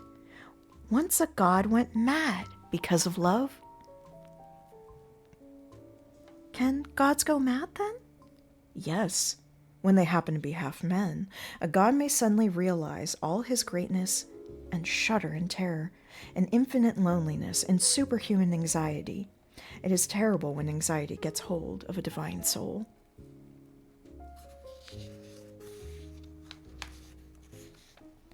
You made me feel ill at ease. What language are you speaking? I don't understand. I'm speaking the language of your awakening. Listen, Consuela, recognize and accept a god who has been hurled at you like a stone from a mountaintop. Accept a god who has fallen to live and play and be infinitely drunk. Oh, Eve, oh, goddess. And Consuela looks tormented. I don't understand you, he. Let go of my hand. He stands up. Go to sleep and wake up again, Consuela. And when you wake up, remember the time when, with the foam, you emerged from the azure sea.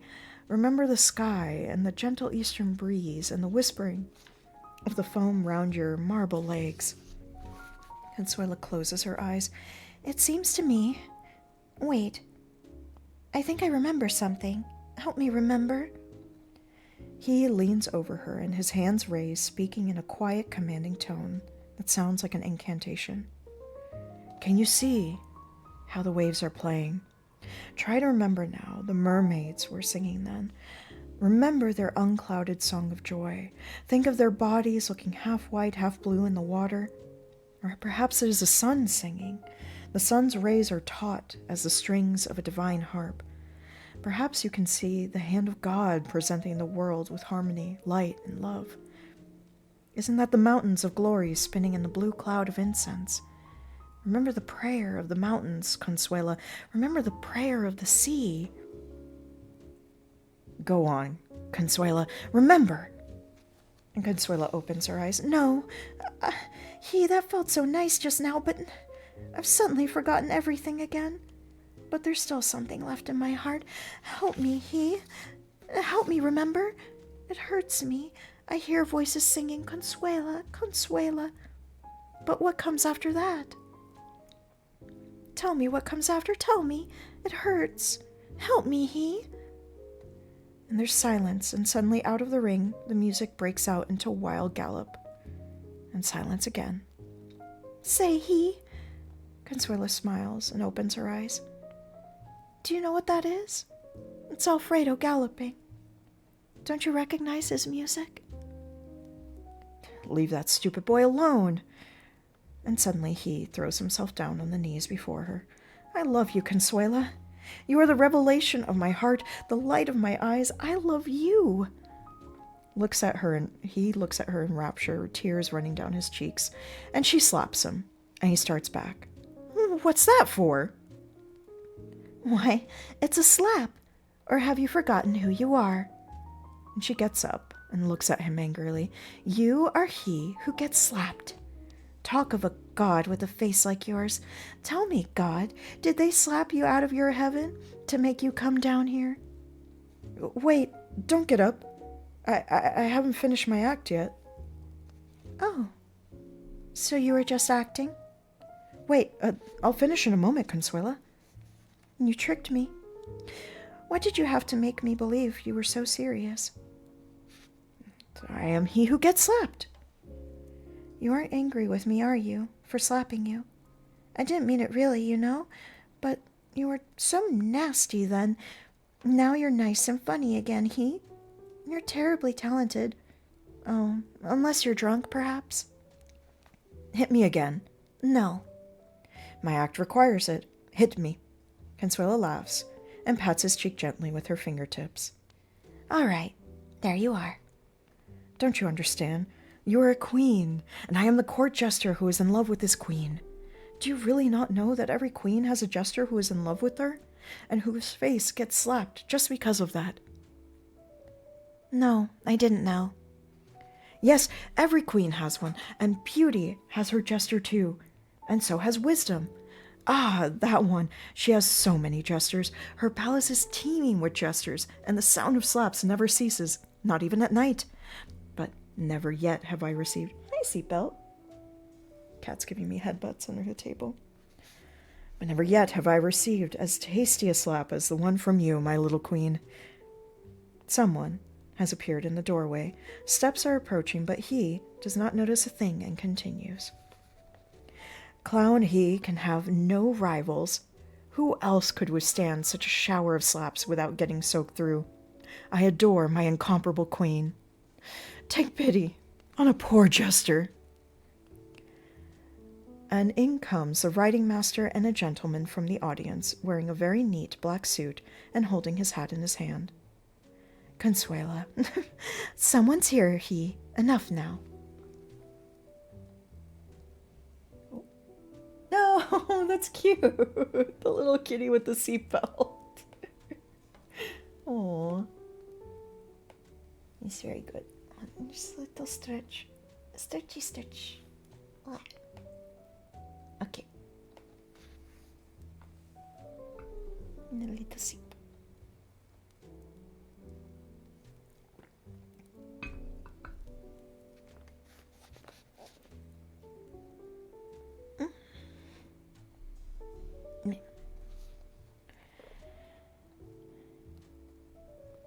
Let's see, where was I? Kitty! Yeah. I wonder if I could show her. I don't think I can. Hi, baby. Do you want to say hi?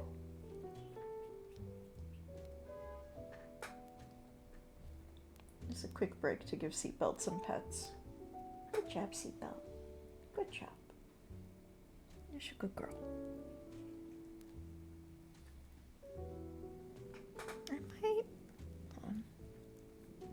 I might be able to scooch the camera just a little bit. Let's see if we can catch her. No, it's going the wrong way. Oh well. I tried. One day I will get the cat cam so that you can all see the cats whenever they come by and are sweet. I would just have to like set it up under the table, honestly. I know, you're being so sweet. Okay, I'm gonna get back to reading, okay? Okay.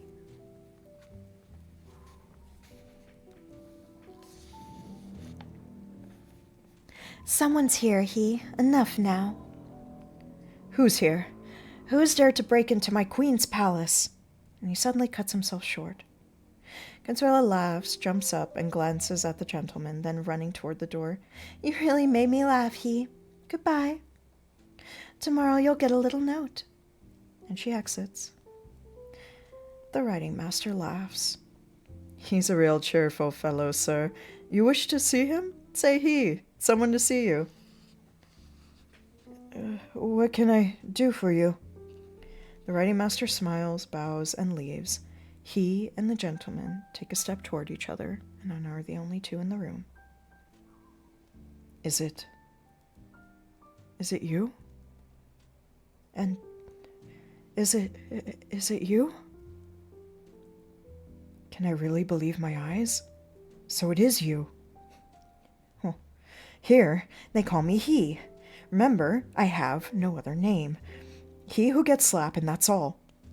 So, if you intend to stay here, I want you to keep that in mind. Always.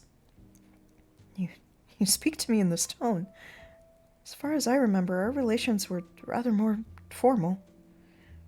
Here, everyone talks informally to everyone. And besides, I don't see why people should talk to you any differently than anywhere else. So you haven't forgiven me, he? Are you here with my wife? Is she in the circus? Oh, no, I'm by myself. She stayed there. Have you deserted her, then? No. We have a son. You see, after you disappeared so suddenly and mysteriously, leaving that strange and insulting letter behind you... Insulting? So you're still capable of feeling insults. Why have you come? Were you looking for me, or did you just stumble upon me by accident? I've been looking for you for 6 months. Stop sticking. All over the world. And tonight, suddenly, and by sheer chance, not knowing anyone in this town, I decided to spend my evening in the circus.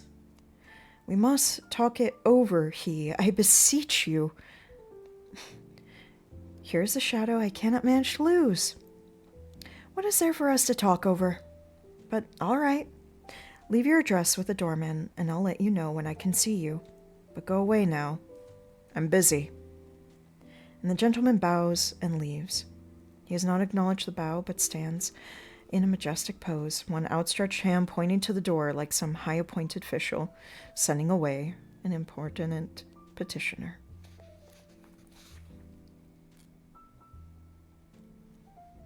How are we on pre-roll? Okay. We can get started on Act 3. Seatbelt, you're being so cute. Why are you being so cute? Do you know that people can't see you? Is that why? Hi, Prince. Here, I could show you all Prince.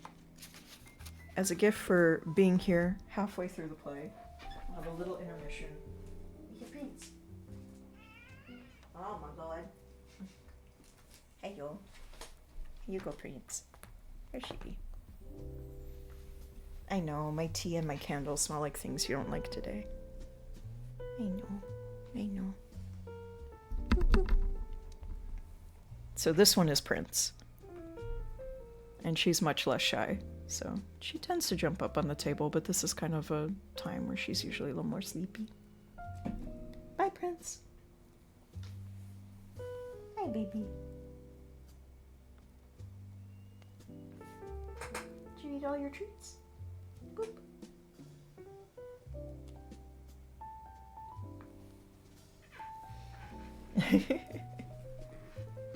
There she goes. All right.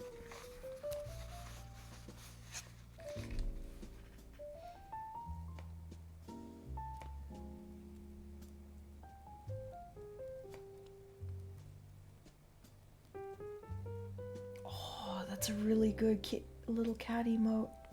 That looks like Prince, too. Holy jeez, that looks so much like Prince. I'm gonna give that person a follow just because I want to see their emotes. Act 3. Same room, the morning before rehearsal. He is deep in thought, paces up and down. He wears a gaudy jacket much too large for him, a bright tie and a bowler hat balanced on the back of his head. His plain face is clean-shaven. His brows are knitted and his lips are pressed determinedly together. He looks gloomy and grim. After the gentleman enters, his expression immediately changes. His face becomes clownish and mobile, like a living mask. The gentleman appears in the doorway. He is dressed soberly, all in black. His lean face is yellowish and sickly. When he gets excited, he blinks his pale, colorless eyes. He pays no attention to him.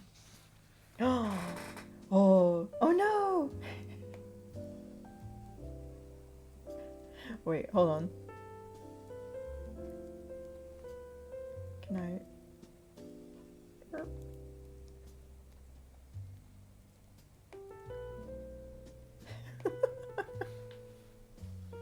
And Peep, you got in the middle of the Noodle Cat. Yeah, I highly recommend Noodle Cat for some good long cats as well. Gentleman, good morning, sir. He, turning and looking at him absently. Ah, it's you. Am I late? You don't appear to have been expecting me. I hope I'm not disturbing you. It was you who chose this time for me to come, so I thought... Drop the refinements. Tell me quickly what you want of me, without wasting any more of my time than you have to. I'd hope you'd ask me to meet you somewhere else, at your place, or... I have no other place. This is my home. But they will disturb us. That'll be your bad luck. You better come to the point quickly. Would you mind very much if I sat down? Go ahead, by all means. But look out, the chair is broken. The gentleman shudders, pushes the chair away, and looks around helplessly. Everything in this place seems strange and threatening to him. He picks a reliable-looking gilt sofa, sits down, puts his top hat on the floor, and slowly starts pulling off his tight gloves. He watches him with indifference. That attire with your face, you strike me as even stranger. Last night I had the impression that all this was nothing but a dream. But this morning you haven't forgotten my name, have you? It's he. Are you absolutely determined to talk to me in that tone? Absolutely. You're wasting time, as if you had so much of it to spare. You better hurry up, fellow. I really feel rather at a loss here. Everything's so strange. The posters, the horses, the lions that I saw when I was trying to find you, and worst of all, you a clown in a second-rate circus. How could I have expected anything like this? It's true. They've all decided you're dead. In fact, I'm the only one who didn't believe it. I felt you were still alive, but this is really too much to find you in this environment. You said you had a son by her. Does he look like me? I don't quite understand. What do you mean? Haven't you heard that sometimes widows and divorcees, children by their new husbands, look rather like the former husbands? Hasn't that misfortune struck you? And I understand that my book is a success, no? You're trying to humiliate me again. Good God, what a sensitive, worrying crook you are. Relax, man, and tell me. Why did you have to come searching for me? Scruples.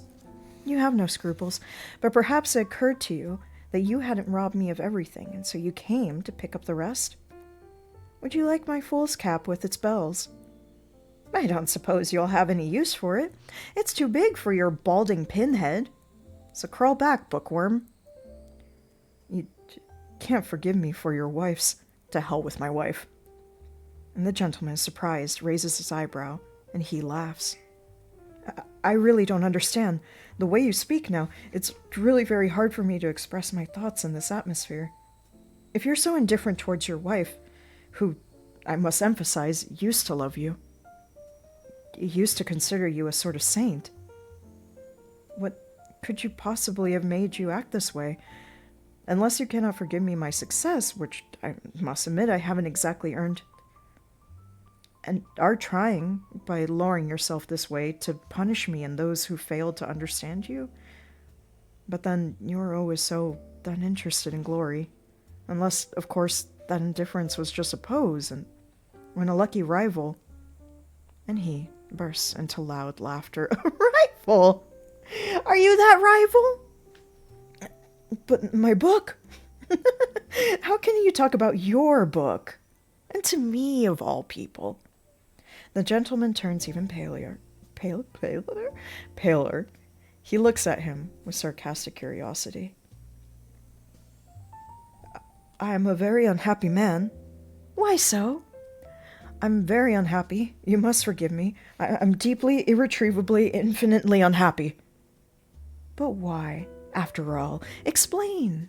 Why? You said yourself that your book is a great, sweeping success. You're famous and covered with glory. Every cheap newspaper mentions your name again and again, and also expounds of your ideas. But who knew about me? Who could possibly have any use for my heavy stuff in which they couldn't find any meaning? But you, the great vulgarizer, you've made my thoughts accessible even to horses. With the skill of a great leveler, you've disguised my Apollo as a hairdresser and handed my Venus the yellow card of a whore. You stuck donkey's ears on my hero, and that made your career, as my friend Jackson puts it. And wherever I go, the whole street makes faces at me. Faces in which, oh, the irony of it, I recognize the features of my own children. Oh, how ugly your son, who resembles me, must be. But still, tell me, why are you unhappy, you poor wretch? And the gentleman lowers his head, while he continues, Why, I understand that the police still haven't caught up with you? What am I saying? How could they possibly catch up with you? You always operate within the boundaries of the law. Even now, what troubles you is that you're not legally married to my wife. You want all your thefts to be legalized by public notary. But why should you feel so uneasy about it, pal? Go ahead and marry her. I'm dead. You want something more than my wife? All right. Help yourself to my glory, too. Take it. You can have my idea. You're the rightful heir. Well, all right. I'm a dead and dying. I forgave you. He makes a stupidly benign face, then laughs loudly. The gentleman raises his head and fixes his lusterless eyes on he. And what about pride? Why, are you proud? And the gentleman straightens up and nods silently. I see. But please move a bit further away. It has a rather sickening effect on me. It seems so strange that once I used to like you, and even found you had some talent. Talent in you, my flat, colorless shadow. That's right, I am your shadow. He paces the room and, smiling, looks over his shoulder at the gentleman. No, you're irresistible. What a comedy this is. What a touching comedy. Listen, tell me frankly if you can, do you hate me terribly? Yes, with all the hatred there is on earth. Sit down here. Are you giving me orders now? Please sit down here. Thank you very much. And he leans towards he. I'm respected now, and I'm famous, right? I have a wife and a son, right? But my wife is in love with you. Our favorite conversation is about how brilliant you are. She accepts your genius unquestioningly. She and I, we have to worship you even in our bed. Yes, I have to wrench my heart out of... It's like, wait. Yes, I have to wrench my heart out of shape. Yes, my son will resemble you. And when, to get some rest from those things that will really belong to another man, I go to my desk, to my inkpot, to my books, why again I find you there. Yes, you, everywhere. I'm never on my own, never free and independent. And when at night, please try to understand this, sir, I return to my lone thoughts in my sleeplessness, even there, in my wretched brain, I find your accursed, hateful image. And there's a silence. The gentleman leans back in his chair and blinks. What a comedy. How neatly everything is reversed in this world. The victim is accused of stealing, while the thief goes around complaining that he has been robbed and swearing. Listen, you aren't really my shadow. I mistook you for it. In reality, you are the crowd. When you lived with me, you hated me. Unable to breathe in my presence, you choked with hatred for me. And choking with loathing for me, you still trailed along, vegetating on my ideas. But let me tell you, pal, you're moving backwards. Yes, backwards, my good man. Oh, what a wonderful comedy. And he paces the room smiling. Tell me, though, would you feel better if I were really dead? Yes. I suppose I would. Death creates distance and deafens memories. Death reconciles. But you don't look like a man who... Yes, death, sure. Sit down here. All right. Well, what? Of course, I wouldn't presume to ask you to die, but tell me, will you ever go back there? Oh, don't laugh. Would you like me to kiss your hand? Why pretend? I would certainly have kissed it if only it had been a dead hand. Get away from me. You make me sick. And Tilly and Polly march in, as in Act 1, walking with the small brisk steps, and for some time they remain unaware of the presence of he and the gentleman. He. Hello, Tilly. Tilly. Hello, he. Oh, we're rehearsing the march again. You know, Polly has made much music in him as my pig. He casually introduces the gentleman. A friend of mine. Are you preparing for the benefit performance? The clowns shake hands with the gentleman, making stupid faces. Polly, that's right. But what are you up to, he? You're a sly one. We know you. Consuela told us we were preparing for something for the benefit performance. She's quitting soon, by the way. Did you know that? Is she really? Tilly, that's what Zanita says. And besides, why would she be getting that benefit performance otherwise? Polly takes his little flute. All right, let's go. And don't walk like an elephant. We're supposed to be ants, remember? And off they march. The gentleman smiles. Your new friends? They're rather strange, I find. Everything is strange here. I can't get used to your costume. You looked so much better in black. Such gaudiness makes my eyes sore. And he examines himself. No, I don't agree. I think it's rather attractive. Anyway, the rehearsal has begun, and it's time for you to go. You're in the way. Gentlemen, but you haven't answered my questions. In the ring, a small band plays a tango. He listens to the music absent-mindedly. What question? And gentleman pays no attention to the music. I ask you, and please answer me, will you or won't you ever come back to us? He listens to the music. Never. Never, never. Thank you. I'm leaving then. Never, never, never. Yes, go. Leave. And never come back here. Over there, you are still bearable. You could be of some vague use, but here, there's no room for you at all. But what if something happened to you? I know your health is excellent, but in this environment, surrounded by such people, how will I find out? I don't suppose they know your name, these people. My name is unknown to them, but I'll see that you're informed. Well, what else do you want? So, I'm safe. Can you give me your word? I mean, that I'm relatively safe. Yes, you can feel relatively safe. Never will I go back there. And they walk toward the door, and the gentleman stops. But it's all right for me to come to the circus. You don't mind? Sure, it's all right. You're the crowd, after all. Don't count on me to get free tickets, though. But, by the way, since when have you become such a circus fan? I'd like to watch you some more. Then I may understand you a bit better. What a transformation. Knowing you, I can't believe that, even here, you haven't been pursuing some idea of yours, but what idea? And the gentleman looks closely at he, who clowns and sticks out his tongue. What do you mean by that? That's my idea. Now allow me to take my leave, Prince. And please, transmit my humble respects to your noble wife and your beautiful heir. And then in enters Mancini. You really live in this circus, he. You're here whenever I happen to pop in. He is fantastic in his trade, sir. He introduces them. Prince Poniatowski, Count Mancini.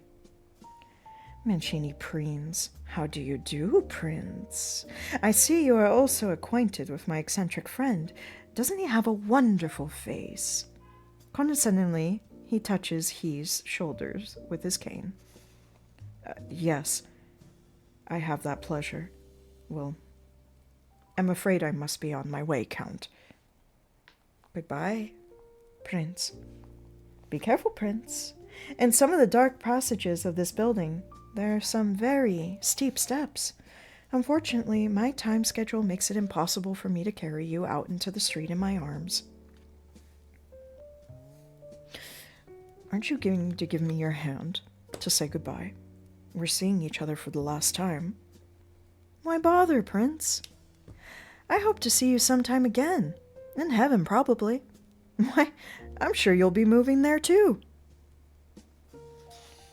It's really amazing how quickly you've turned into a clown. I'm he who gets slapped. Goodbye, Prince. And they take another step toward the door.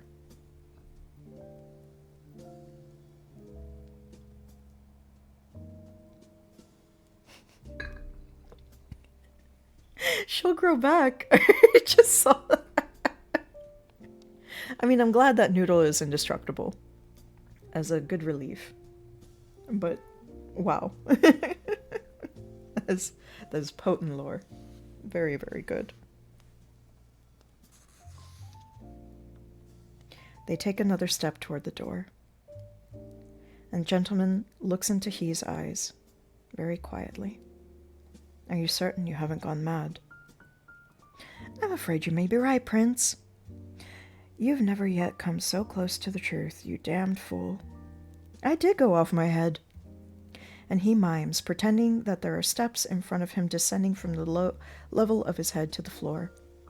I started and I went down and off my head like this. So goodbye, Prince. And out exits the gentleman. He comes back into the room and strikes a pose. Here, Mancini, let's dance a tango. I adore you, Mancini. Mancini sprawled in an armchair playing with his cane. Come. Better keep yourself under control, he. Still, I'm sure you thought of something. You have something up your sleeve, old scout. I've always thought you were a society man because I've always felt so comfortable with you. And who's that prince of yours? Authentic? Absolutely authentic. Just like you. Extremely pleasant face. Although at first I mistook him for an undertaker who'd come on business.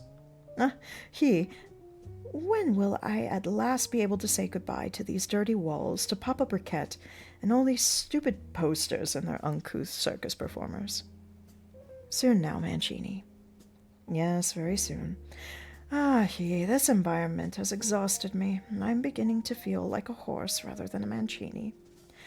You're a gentleman, but you don't really know high society is like.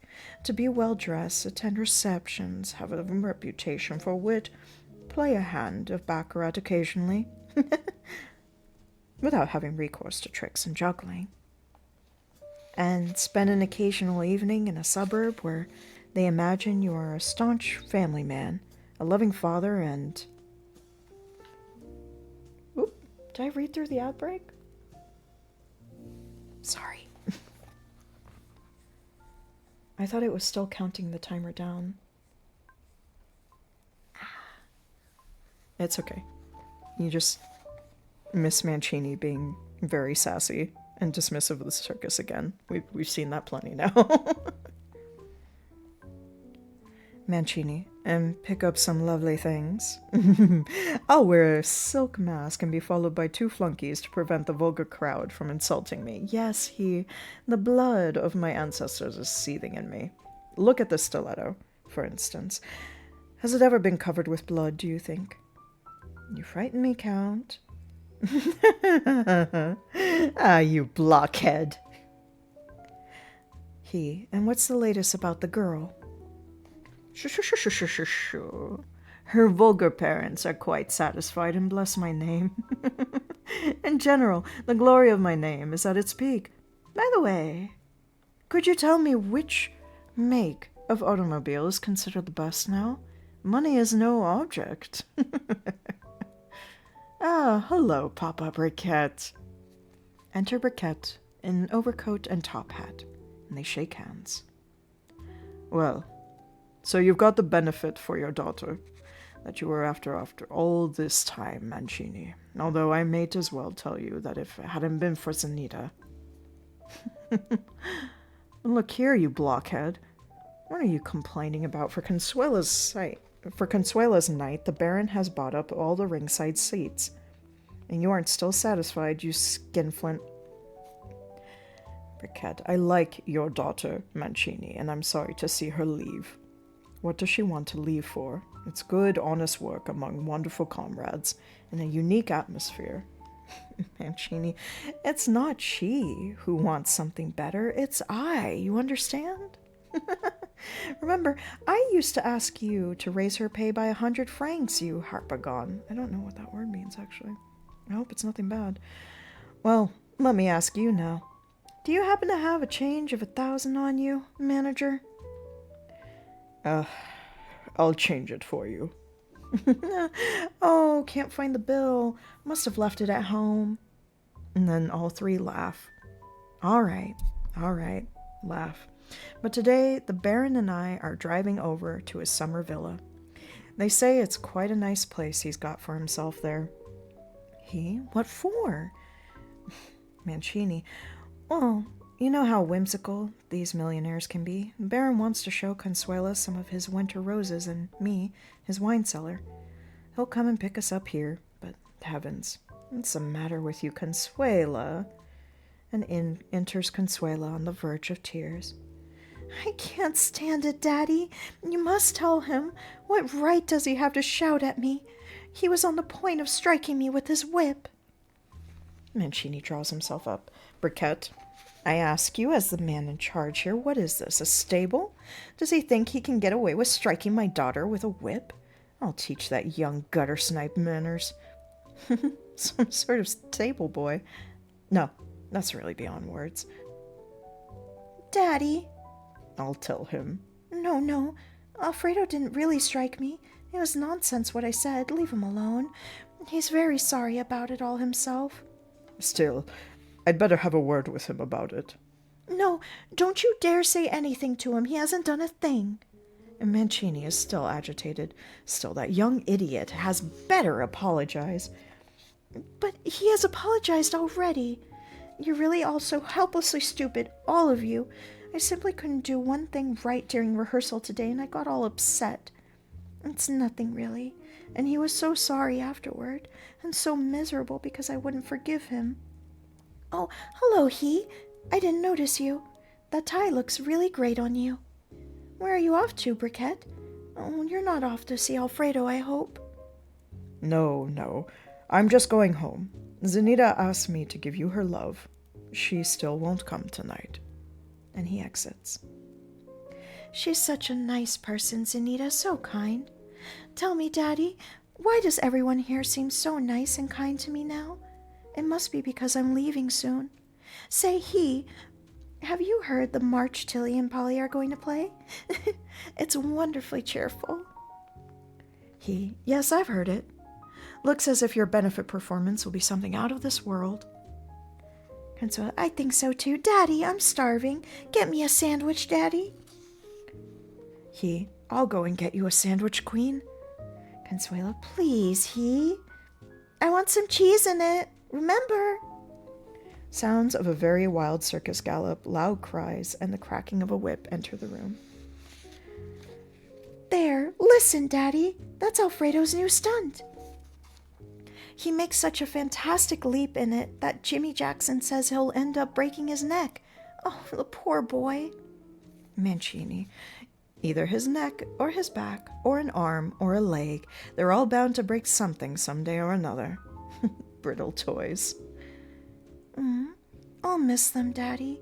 You know, the Baron promised he'd have a riding ring built for me, and I'll be able to gallop around it as much as I wish. Do you think he's lying? Do you think he's lying, Prince? I don't know if you could all hear her yelling at me. Hi, baby. Hi, Prince. Hello, Prince. Mancini. A ring?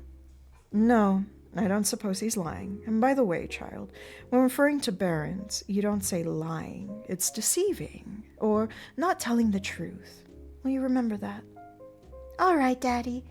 But don't you think it must be lovely to be rich? Rich people can do anything. Mancini. Anything and everything. And today our fate will be decided. You must pray to Almighty God, Consuela. The Baron is hanging by a thin thread now. Oh, really? Mancini draws out an imaginary thread in the air. On a very thin silk thread. I'm almost certain he'll propose to you today. Winter roses and a spider web strung among them to catch my pretty little fly. But what a spider! Yes, he's a horrible spider, Daddy. Tell me, I'm still not supposed to allow him to kiss my hand? Mancini, not on your life, child. No, you don't know men yet. Alfredo never kisses my hand, Daddy. Your Alfredo is nothing but a street boy, and he doesn't dare. But with men like the Baron, child, you must always be reserved. Today he'll kiss your fingers, tomorrow your palm, and the day after you'll be sitting on his knee. The things you say, Daddy. You ought to be ashamed of yourself. But I know what I'm talking about. No, stop it. I don't want to listen to that filth. I'll give the Baron such a slap, much worse than I ever gave he. Let him just try that stuff on me. Mancini throws up his hands in a gesture of helplessness. All men are like that, my sweetie. It isn't true. Alfredo isn't like that. Oh, what's happened to he? He said he was going to get me a sandwich and then he disappeared. The bar is closed, and I'll have to get it somewhere else. One more thing, Consuela. I feel it is my duty as your father to warn you about he. Don't trust him. There's something about him, you know. And Mancini makes a circular movement with his hands near his temples. He seems to be playing a shady game. You say that about everyone. I know he very well. He's a very...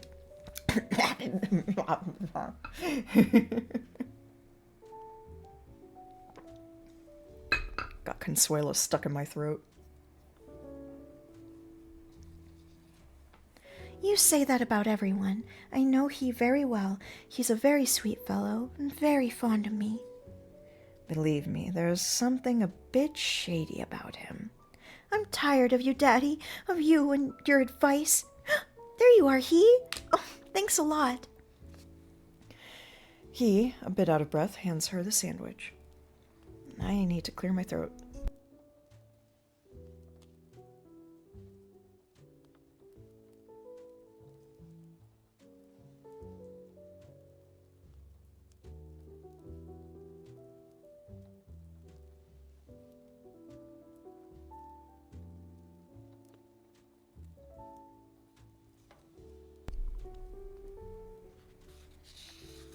I'm back! No. I'm alright.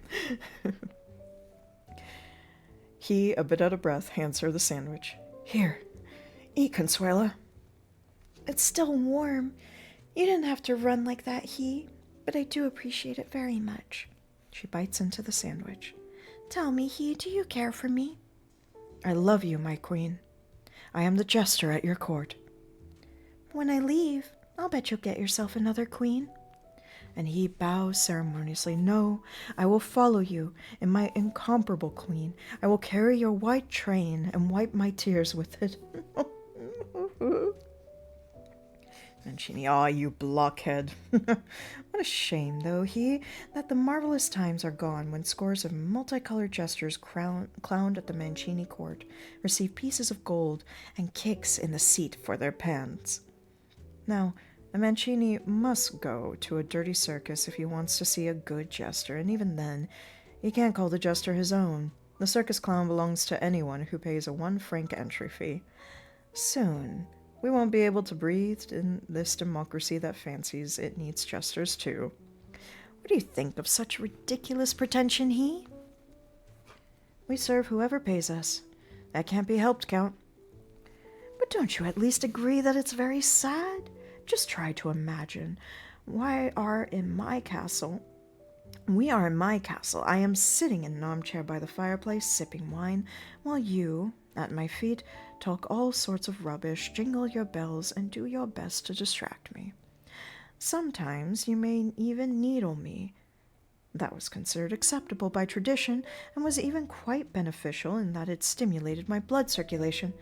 Then, at some point, I get tired of you. I kick you in the seat, and you send me another jester. Don't you think that was a beautiful life, he? It must have been divine, Mancini. Oh, sure. And you'd be getting lovely gold coins. By the way, you can count on me. As soon as I become rich, I'll hire you. Yes, hire him, Daddy. And when the Count, tired of my chattering, kicks me out of his noble presence, I will stretch myself at the feet of my queen and will... And wait for me to do the same as Daddy? Well, I've eaten enough. Give me your hanky, Daddy. I want to wipe my hands. No, you have another in your pocket there. Oh, goodness, I must go and do some more work. Mancini, don't forget, child. No, today I won't forget. Go on. Mancini looks at his watch. Yes, you're right. I must be going. He asked me to pick him up as soon as you were ready. You must change before I get back. Signori? It's like, Signori, mi complimenti. He exits, twirling his cane. Consuela sits down on the sofa and wraps her shawl around her shoulders. All right, then, he. Lie down at my feet and tell me something cheerful. You know, when you've painted laughter on your face, you're rather good-looking. Although, even without laughter, find you very sweet. Well, why aren't you stretching at my feet? Are you marrying the Baron, Consuela? Looks like it. The Baron is suspended by a thin thread. Listen, there's a bit of sandwich left in its paper. Eat it. Thank you, Queen. But don't you remember my prediction? Which one? Oh, how fast you're eating. It must taste very good to you. Very good. I warned you that if you married the Baron, you would... Oh, that. But didn't you tell me afterward that you were joking? Who can tell, my queen? Sometimes a man jokes when he... And then it turns out to be true. The stars don't talk just for the sake of talking. If even a man finds it difficult to make his mouth utter a single word sometimes, you can imagine how hard it must be for a star. Sure, with its mouth. I must say, my dear girl, if I were in your place, I'd have given it a lot of thought. But if it's true, and you do die, no, don't marry the Baron, Consuela. What is death? I don't know, Queen. No one knows what it is any more than they know what love is. All I can tell you is that your hands will turn cold and your eyes will close. You'll disappear and the music will go on playing without you. And you won't be here when Mad Benzano gallops and Tilly and Polly play on their little flutes. Polly tilly, tilly polly. Stop it. I'm sad enough as it is. My little a pilly tolly, tilly polly. He looks intently at Consuela. Have you been crying, little girl? Yes, a little. Afraid to upset me. But it wasn't really my fault if I couldn't do a thing right today. I tried, but nothing worked anyhow. How come? I don't know. It must be something here. And she presses her hand against her heart. I don't know what it is. It must be ill. What's illness, Does it hurt an awful lot? This is no illness. This is a spell cast by the distant stars. It is a voice of your destiny, my little queen. Please stop talking nonsense. When can the stars care about me? I'm so little and unimportant. It's all nonsense, and you better tell me that other fairy tale of yours. The one about the blue sea, and about those gods, and, the beautiful gods. Are they dead already? All of them? They are alive, goddess, but they're in hiding. Where? In the forest? In the mountains? You mean I might just run into one? Just imagine. I might find myself face to face with a god. I think I'd run like mad. And this morning before breakfast, I suddenly became terribly sad and disgusted with everything, and I thought, wouldn't it be nice if a god came along and fed me?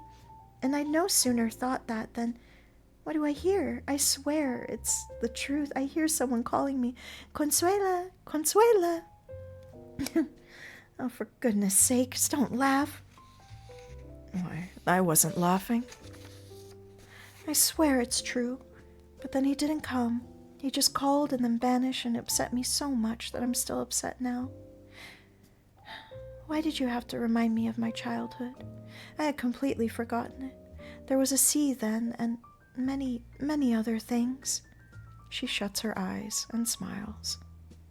Try to remember, Consuela. No.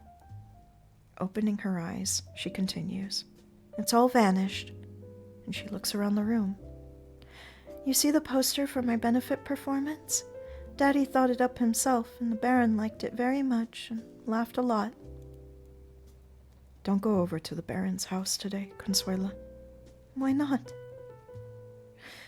You're really very impertinent, I don't want you to go. You don't want me to go. Who do you think you are? I don't want you to marry the Baron. I won't let you. Please. Please. Who should I marry then, sir? You, by any chance? You clown? Are you crazy, my good man? Do you think I'm going to take that sort of stuff from you? He won't let me. Just think of it. What business is it of yours? She paces the room and keeps glancing angrily at he over her shoulder. You're nothing but a would-be funny man, a clown, who perhaps tomorrow they'll boot out of here. Anyway, I'm sick of you and your stupid fairy tales. I'm beginning to think you must really love getting slapped around. What an idiot you are. You couldn't think up anything better for yourself than to have people slap you. Forgive me, Queen. He's pleased because people laugh at him and then claims to be some sort of god. No, I won't forgive you. I see through you now. You have something spinning in here. And she points to her head. He laughs, is all sweetness, clowns around, and then all of a sudden he lets out something that... No, my good man, you've tried to pull your tricks on the wrong person and you've burned your fingers, I see. Here, carry my train, you fool. That's all you're good for, clown. I'll carry your train, Queen, but please forgive me, and give me back the image of my gracious and beautiful goddess. Are you clowning again? Yes, I'm clowning. So you see, you silly he. I see everything, Queen. I see how beautiful you are. I see how low your jester lies at your feet, and I can hear the tinkling of his stupid bells coming from some deep, dark hole. He is on his knees here, and begs you to forgive him, divine Queen. He was impotent and prickly. He clowned with such abandon that he forgot himself and lost his tiny brain, and for that little bit of common sense he had left along with it. Forgive him. All right, you're forgiven. So now, do you give me your permission to marry the Baron? No, I still won't allow you to marry the Baron. But then, what can permission from her enamored court jester matter to the Queen? All right, get up. You're forgiven. But do you know why I forgive you? Don't imagine it's because of your words, you sly monkey. No, it's because of the sandwich you went to get from me. You were so sweet when you brought it. You were out of breath, my poor he. And starting tomorrow, you may come and lie at my feet whenever I whistle for you. May I lie at your feet right away, Consuela, even though I don't have my fool's bells on me today, and... Benzano enters and looks embarrassed. Have you come for me, Alfredo? Yes. Shall we work a bit more? Sure. Let's work as long as you wish. I thought you were angry with me, Alfredo. Well, I promise I'll pay more attention now. No, it wasn't really your fault. You mustn't be angry with me for hollering at you like that. You know how it is when you're trying to explain something. Oh, Lord, of course I understand. You're too nice, awfully nice, to be willing to teach things to an idiot like me. Of course I understand. Let's go. Let's go. Ah, he didn't see you earlier. How are you? Hello, Benzano. One moment, just one moment, wait. Consuela and Benzano stand side by side. Benzano frowns, and Consuela is all flushed and laughs. What are you up to, he? We're like Adam and Eve, right? You're so stupid. And she rushes away. I'll just change my shoes, Alfredo. But what about your daddy and the Baron, Consuela? They'll be here any moment now to pick you up. So let them. They can wait. They aren't all that important. And she exits. Sit down for a minute, Benzano. What do you want? I have no time to waste. All right, please yourself. Stand then. Do you love her, Benzano? I won't allow anyone to stick his nose into my affairs. You allow yourself too much, he. I hardly know you. You walked in here straight off the street, and I don't see any reason why I should trust you. Do you know the Baron? Listen, it's hard for me to say this. She loves you. Save her from the spider. Are you so blind that you can't see the webs that are set all in the dark corners, here to trap her? Break out of your bewitched ring in which you gallop around and around like mad. Snatch her and carry her off. Do anything you want. Kill her if you want. Just take her to heaven or hell. And don't let that man put his hands on her. He's a defiler of love. Now, if you are too shy, If you can't bring yourself to raise your hand to her, kill the Baron. Kill him. Benzano snorts. And who will kill the ones after? She is in love with you. Did she tell you so? What a despicable, stupid vanity. It's so petty and human. And to think that you're a young god. Why do you refuse to trust me? Are you really so shocked by the street from which I came? Look into my eyes and tell me whether you think I'm lying. I know that my features are ugly, that I keep pulling funny faces, that people laugh at me, but still. Can't you see behind it all that I am a god just like you? Well, look at me, look. And Benzano bursts out laughing. It's come over you, you stupid boy. You look exactly like you did then in the ring, remember?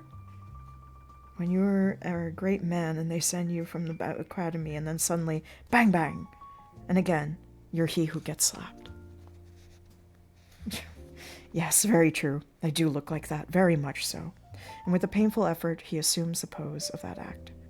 I believe they've come for me from the academy.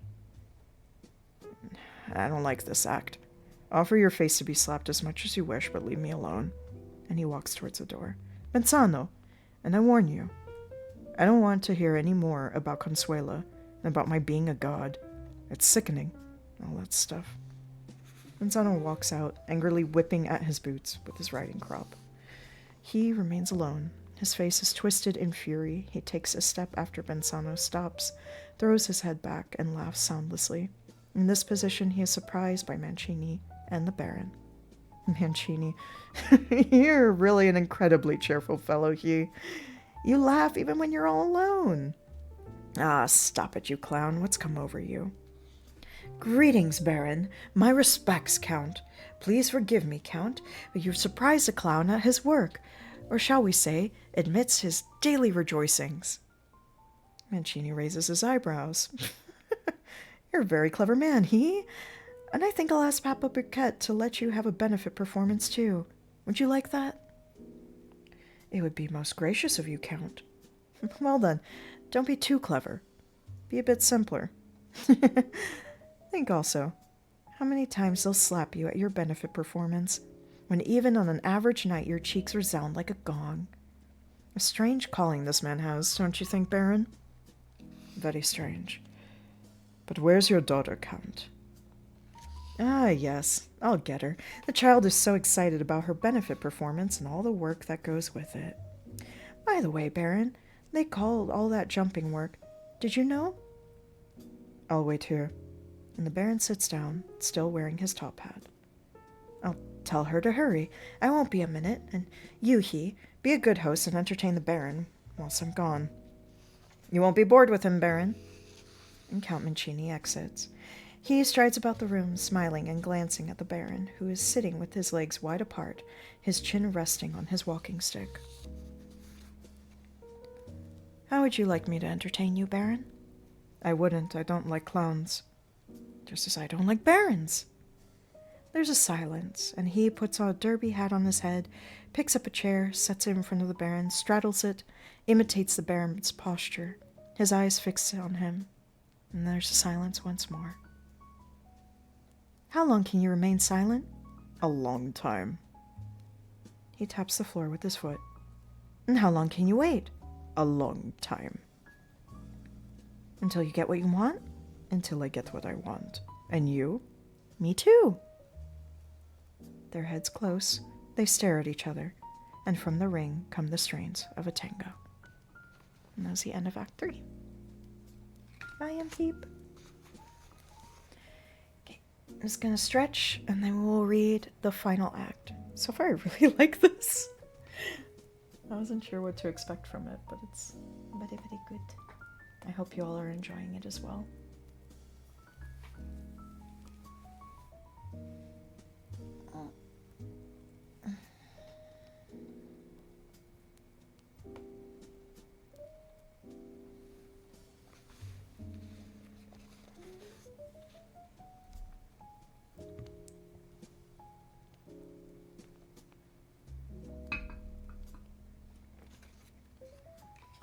Act 4, and the final act.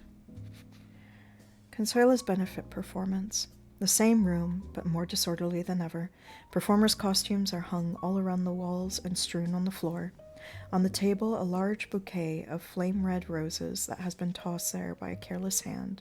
At the archway entrance, 3 supporting performers in the horseback number are smoking and chatting. All 3 have their hair plastered down and parted in the same way. 2 of the men, Henri and Grab, wear small mustaches. One is clean-shaven and resembles a bulldog. The clean-shaven equestrian. Come, come, Henry. 10,000 francs is a lot, even for the Baron. Grab. How much would you say those roses cost? I'm not sure yet. It's true they cost more in winter, but still, Henri is taking through his hat. 10,000. The Baron has his own hothouse, so it doesn't cost him a thing. Henri throws away his cigar, which has been burning in his fingers. You're really impossible, Grab. Don't you realize they sent a whole cartload of roses? You can smell them a mile away, and there are enough flowers there to carpet the entire arena. No, only the ring. What's the difference? To cover the ring would take thousands and thousands of roses and rosebuds. You'll see what it's like when they spread the flowers out like a carpet. The Baron said he wanted it to look like a carpet of living flowers. See what I mean, Grab? What a thing to think up. You'd have to be a baron for that, I guess. But isn't it time we went? There's time yet. But I like that. A fiery red tango on a fiery red carpet of winter roses. So Consuelo will ride over the roses. What about Benzano? Grab. He will ride over the thorns. And they all smile. That boy has no pride. I'd have refused. That's part of his job. He has to do it. As for his pride, you ought to have had a word with him on that subject. Although he may not like it, he is as proud and fierce as a devil. Grab. Whatever you say, it's a great benefit performance. I get a real kick out of looking at the stage, the huge, excited audience. Henri, shoo, shoo, shoo, shoo, shoo, shoo. And all 3, like surprised schoolboys, throw away their cigars and cigarettes and step aside to let Zenita and he go by. Zenita. What are you doing here, fellows? Your place is by the ring. Henri. We just came back here for a moment, ma'am. We're going right back. A great night, isn't it, ma'am? I guess Papa Briquette must be very pleased. Zenita. Yes, yes, go on now. Don't leave your posts. The 3 riders leave. Zenita pulls out a desk drawer and puts some papers into it. She is wearing her lion tamer's costume. What were you doing by the animals' cages, he? You scared me, you know. He. I just wanted to find what the beasts had to say about this benefit performance. Well, and I found that they were just pacing their cages and snarling. Music gets on their nerves. Sit down here. It's a great night, and I'm very happy that Consuela is leaving us. You heard about the roses the Baron sent? Everyone's talking about those hymeneal roses. Yeah, some more of them. And she pushes the bouquet away. They're all over the place. Yes, I'm very pleased she's leaving. She's not wanted here. She prevents people from working. It's bad for the company when a beautiful and easy girl like her joins. Why easy? It's a lawful matrimony, Duchess, is it not? I couldn't care less what it is. The spiders, too, must think of the improvement of their species. Can you imagine the lovely baby spiders this couple will produce? With her face and his belly, they would be an ornament to any circus. You have a wicked tongue tonight, T, and you look gloomy. I was just joking. But there's nothing cheerful about your jokes. Why aren't you made up? Plenty of time. I come in the 3rd act. Tell me, how does Benzano feel about it all? Is he pleased too? I haven't asked him. But you know what, friend? I think we could do quite well without you here too. How do you wish me to take that, Zenita? Just the way I said it. Actually, Consuela sold herself very cheap. After all, what is this Baron and his miserable millions? No, they say you're terribly clever. Too clever, even. Well then, tell me, how much do you think I could be bought for? And he pretends to calculate. for not less than a crown. A baron's crown? No, a king's. You're really very smart. But tell me, how'd you guess that Consela isn't really Mancini's daughter? He acts dumbfounded. What? But does she know it? Very unlikely. And isn't she better off not knowing? She's just a homeless little girl from the Corso, whom Mancini preferred to use for business rather than, well. But he adopted her legally, and now she is the daughter of Count Mancini. It's a good thing it's legal. Don't you think so, Zenita? But isn't it amusing that she gives the impression of having blue blood much more than the Count does? Indeed, it would be easier to believe that she found him in the street and made him her father and the Count. No, the Count Mancini. Yes, you are grim tonight, he. But I've changed my mind. Stay with us. So I'm not unwanted? After she's left, you won't be unwanted. You have no idea yet how nice it can be to be with us, how good it is for the body and soul. I'm clever too, and I understand you. Like you, I brought the habit of shackles from outside, and for a long time I kept shackling myself to anything, just to hold myself up. Benzano, and others. There have been many others, and there will be many to come yet. My red-headed lion, with whom I'm hopelessly in love, is worse and fiercer than any Benzano. But that's nothing. It's just a bad habit that one is sorry to get rid of, like an old servant, who you know is stealing the small change she finds in your house. Leave Consuela alone. She has her own goals. The automobile and the diamonds. Oh, misread that. Where was I? There I am. Sorry.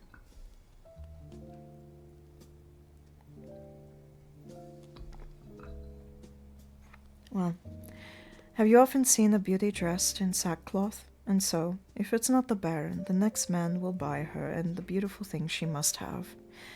Yes, I know. For 10 years she'll be the sad beauty admired rapturously by the poor passers-by, and then she will start discreetly painting her eyes and smile in the end, and she'll take a lover? Her chauffeur or the butler perhaps? You're rather good at telling fortunes, Anita, you know. But don't you think it's the truth? Listen, I'm not trying to break in on your private feelings, but I feel sorry for you tonight. What can you do against fate? My dear, don't mind these words from a woman. I like you. But face it, you're neither handsome, nor young, nor rich, and my place is in the crowd, and from there I may be allowed to admire beauties. But what if that doesn't suit me? What does it matter whether it suits you or not? Wait. Okay, they keep the font size changed a little bit, so that's why I'm making excuses. I should just read. But what does it matter whether it suits you or not? I'm not sorry for you, poor he. It's like, I'm sorry for you, my poor he. But if you have a strong will, and I believe you do, there's only one way. To forget. So that's what you'd consider a manifestation of strong will? Isn't it rather strange coming from you, Queen Zenita? You who would want to ignite love even in a lion's heart. You who are prepared to give your life for one moment of illusory possession. You advise me to resign myself and forget. Give me your strong hand, beautiful queen, so that you can feel how much strength there is in me. And then you'll understand that you don't have to be sorry for me. Briquette and Mancini enter. Mancini, whose bearing is cold and haughty, he wears elegant new clothes but carries the same cane and has the same silent satyr smirk. So you're staying? Yes, I won't leave you. Mancini, how are you, beautiful Zenita? You look irresistible, I swear, absolutely irresistible, and your lion will be a real ass if he doesn't kiss your hand. In any case, I certainly will. And he kisses her hand. I suppose I may congratulate you, Count. Oh, thank you. Thank you. And to he, oh, hello, friend. Greetings, Count. Briquette, you know, Zenita. The Count has decided to settle immediately for Consuela's breach of contract. So, you know how much it comes to, dear. Wait, dear. I'll have a look. Please do. Oh, Mancini, please do. Because Consuela won't be back. We're leaving tomorrow. Zenita and Briquette go through the papers. He, rather abruptly, grabs Mancini by the elbow and takes him aside. How are your girls, Mancini? Mancini, what girls? What are you talking about? Are you by chance toying with the idea of blackmail? Well, if you are, you better be careful, mister. It's a very short distance from here to the nearest police station, you know. You shouldn't take it like that, Mancini. I thought that if we had a little private talk. Mancini, but what private talk can there be between a Count Mancini and a clown? You're stupid, he. Instead of asking about the girls, you should have stated your offer. Briquette, it will be 3,000 francs, Count. Mancini, is that all you have coming for losing Consuela? It's certainly not much. All right, I'll tell the Baron. Zenita, then you borrowed from us. Briquette, forget it, Zenita, I don't want. It's like, Zenita, I also let you have 80 francs and 20 centimes in advance of Consuela's pay, Count. Would that sum be added onto the 30? Mancini, oh, of course. So you'll get 3,080 francs and 20 centimes. I never thought that such precision was possible. 20 centimes. I love that. Now, something else. My daughter and Baron Rengard have expressed their desire to bid farewell to the whole company personally. He, the Baron, too? Mancini, yes, Baron Rengard, wishes it too, and they want to do it during the intermission, so may I ask you to gather everyone here, that is, the most presentable of the performers, and see that it's done without fuss. Please. And you, I'd like you to run over to the bar and tell them to send a basket of champagne and champagne glasses here. Will you? Very good, Count. Wait. What's that, a new makeup? You look as if you were on fire, like a devil in hell. You're too gracious to me, Count. What kind of a devil am I? I'm just a sinner who is being roasted by devils. And he makes a clownish bow and walks away from him. Mancini, a talented clown. But what a terrible crook. Briquette, he is painted red like that to match the red tango being staged in honor of your daughter, Count. He told me he had to have a red face for a new trick which he has refused to reveal to me. Won't you sit down, Count?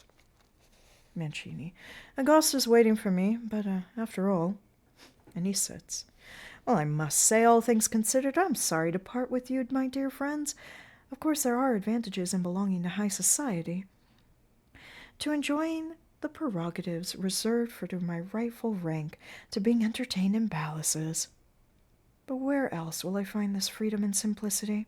And finally, there are these posters, these gaudy posters. Took my breath away this morning. But I think now there is something stirring, something cheering in them. I feel I'll grow old when I'm away from here, my friends. Briquette, but I'm sure you'll enjoy more refined pleasures, Count. Why don't you say something, Zenita?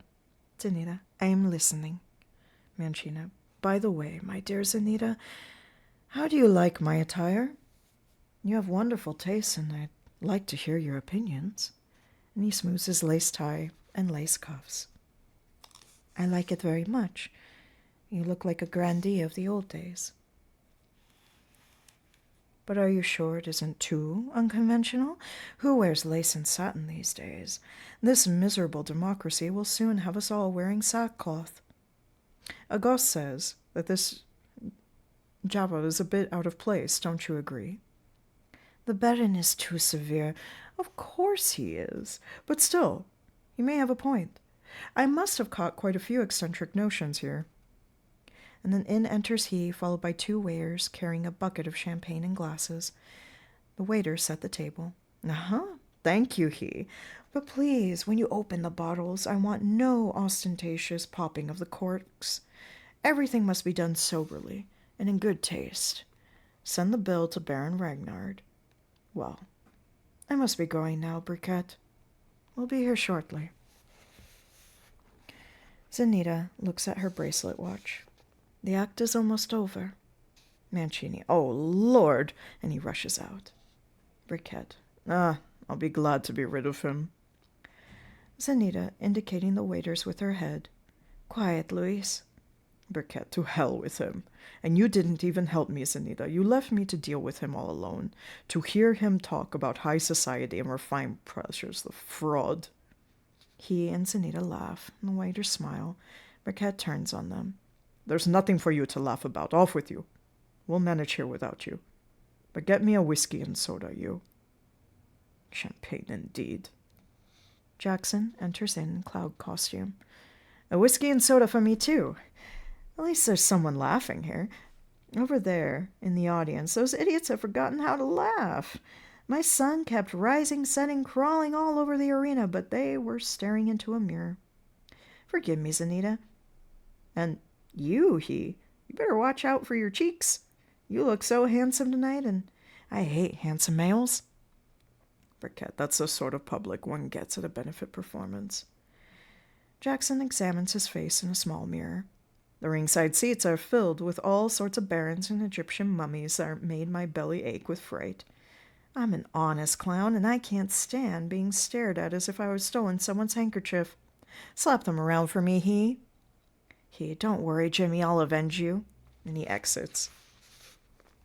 Zenita, what about Benzano? Jackson, Benzano.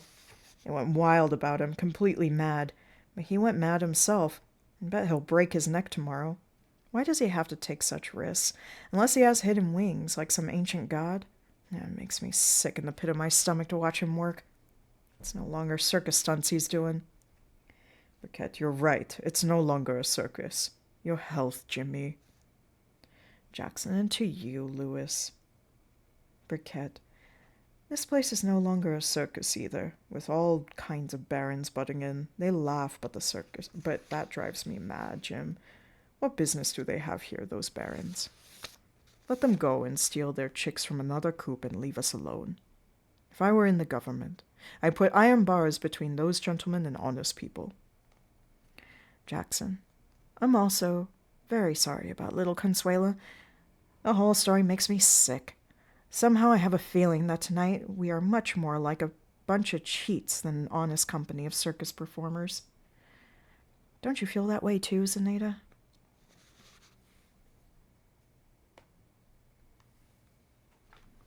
Zenita. Everyone is free to act as he pleases. What's happening concerns only Consuela and her father. Briquette, that's not true, dear, and you don't mean it. No one does as he pleases at all. Things just happen, and no one knows why the hell they happen the way they do. Enter Thomas and Angelica in their stage costumes. So there's going to be champagne? Briquette, why should you be so happy about it?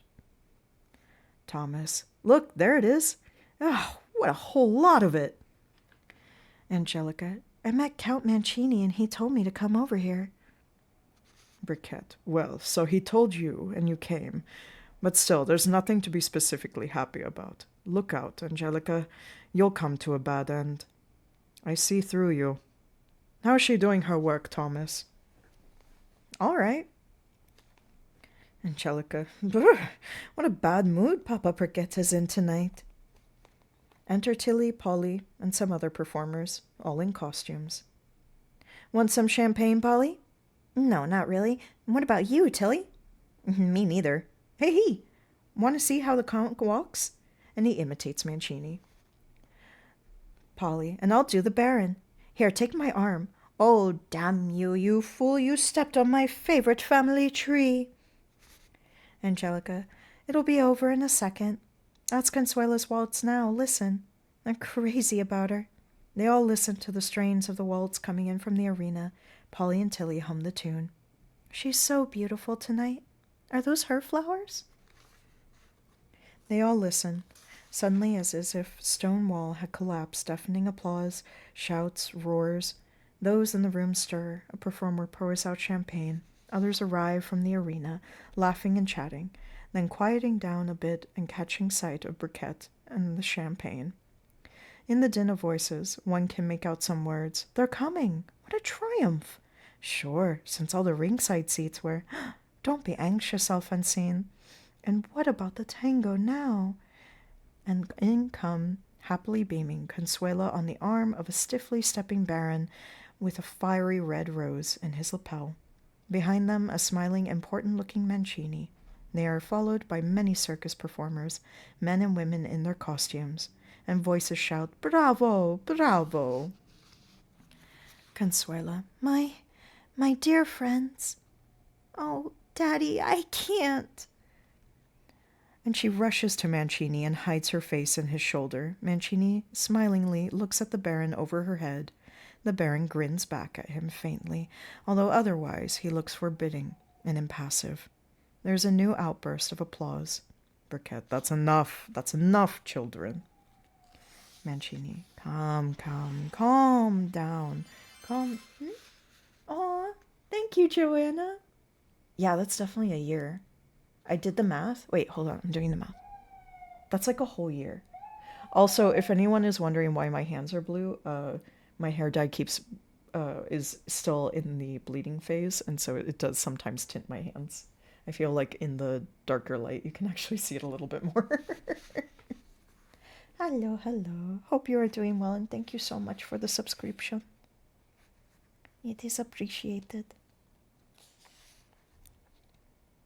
Let's see, where was I? You come in just in time for the math. I was at math.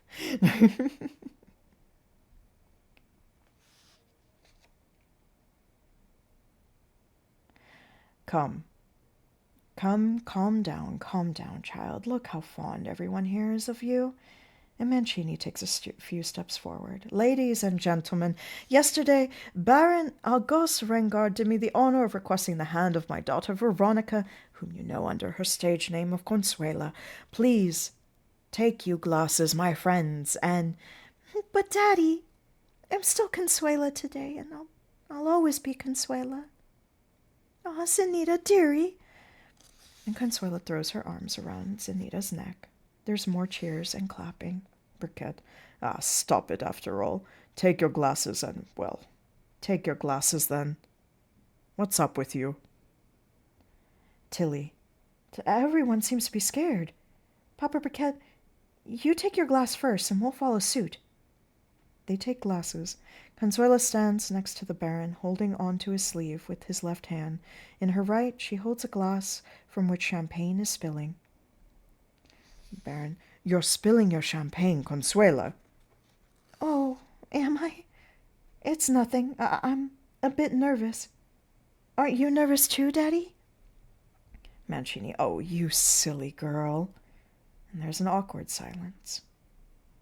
Briquette, Veronica Mancini, as manager of the circus and one who has had the privilege of watching your triumphs. I don't want you to talk like that, Papa Briquette. Remember, I'm Consuela. What are you trying to do to me? I'm going to start crying, I warn you. I don't want to be Veronica. Give me a kiss, Papa Briquette. Briquette, Consuela. It's those books that brought about your downfall. He kisses Consuela as tears stream from her eyes. Laughter, clapping. Some clowns cluck like hens, bark like dogs, and make all sorts of other noises to express their delight. The motley crowd of clowns, dressed for the pantomime, becomes more and more agitated. The Baron stands stiff and aloof. Circus people come up to him, clink glasses with him, and at once beat a respectful retreat. With Consuela, on the other hand, they clink glasses willingly and gaily. She and the women kiss each other. Jackson. Quiet, friends. Tonight I'm putting out my sun. Let the world be plunged in dark night when Consuela has left us. Consuela, you have been a great performer and a wonderful comrade to us. We have loved you and we shall still love your footprints in the sand of the arena, since that is all that's left to us of you. You're so kind, Jimmy. No one is nicer than you, and your son is the nicest of all sons. It has made me laugh so much. Oh, Fredo, dear, why didn't you come to clink glasses with me? I kept looking for you. Benzano. Congratulations, Miss Veronica Mancini. Oh, Fredo and Consuela. You're Consuela when you're on horseback, but here I congratulate you, Miss Mancini. Consuela holds out her glass towards him. Benzano scarcely touches it with his, turns away, and walks off. Consuela's arm remains stretched out for a while. Mancini glances, grinning, at the Baron, who remains stiff and unruffled. Briquette. What's this nonsense, Benzano? You're offending Consuela. She was a good friend to all of us. Oh, I'm all right. Angelica. Since you'll have to dance your horseback tango with her, why do you call her Miss Veronica? Tilly. What about me, Consuela? May I touch glasses with you? You know, Polly just lay down and died of sadness, and I guess I'm about to follow suit any moment, with my weak stomach and all. There's laughter, and the Baron frowns slightly. The crowd stirs. Mancini. All right, ladies and gentlemen. Enough of this. The intermission is almost over. Consuela. What? Already? I like it so much here. Briquette. I'll order the intermission extended a little. Let the public sit and wait for a while. It won't hurt them. Go and see to it, Thomas. Mancini. I say, Agos. The musicians also want to congratulate you and Consuela. Will that be all right? Baron. Of course. Of course. Enter the musicians in a crowd. The old Italian conductor solemnly raises his champagne glass, looking at the Baron. Conductor. Some have been calling you Veronica and Miss Mancini, but to me, girl, you'll always be Consuela. Of course. My violins and my bassoons, Consuela, my trumpets and my drums, they all drink your health. Best of luck to you, child, and may you be as happy in your new life as you have been here with us. And we will always cherish the memory of the graceful enchantress who guided the bows of our violins. That's all I wanted to say, Consuela, and so goodbye. Give my love to our beautiful Italy. Cheers, applause. Mancini clinks his glass with all the musicians in turn, then walks to the door leading into the passage. Consuela is almost in tears. Please don't get upset, child. It doesn't look quite right, you know. If I thought for a moment you'd react so strongly to this comedy, I would never... Oh, look, Auguste. Look at this scene has agitated her little heart. Please, calm down, Consuela, said the Baron. I'm all right, really. Daddy, listen. And the strains of a tango come from the passage, exclamations, cries.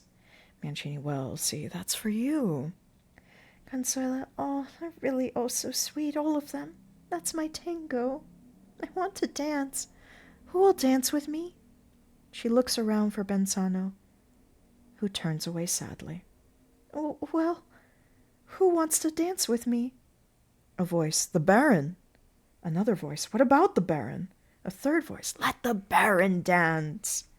And the Baron, all right. He takes Consuela's hand, steps into the middle of the circle they have cleared for them to dance. I can't tango, but I'll hold on fast to you. Dance, Consuela. He stands heavily with legs outspread, like a piece of cast iron. His face is grave, unsmiling, and as he holds Consuela firmly by the hand. Pages keep sneaking. Mancini. Bravo! Bravo! Consuela makes a few motions in rhythm to the music, then pulls her hand out of his. No, I can't dance like that. It's too stupid. Let go. And she crosses to Zenita, puts her arms around her, and buries her face in Zenita's shoulder as if trying to hide from someone. The Baron calmly walks off to a corner of the room. The circus people maintain a hostile silence. Many of them shrug and shake their heads. Mancini. Bravo! Bravo, that was charming. Jackson. Well, not really that charming, Count. Tilly and Polly imitate the Baron and Consuela dancing without moving from the spot. Tilly. Let go of me. Polly. Oh no, you won't get away, dance. The music suddenly stops. There's general laughter, too loud to be natural. Clowns bark and howl. Briquette tries to restore order, and the Baron still looks unperturbed. Mancini. Really, this is a bit too much. I consider these circus bombs are taking too much for granted after all. Pause those ads.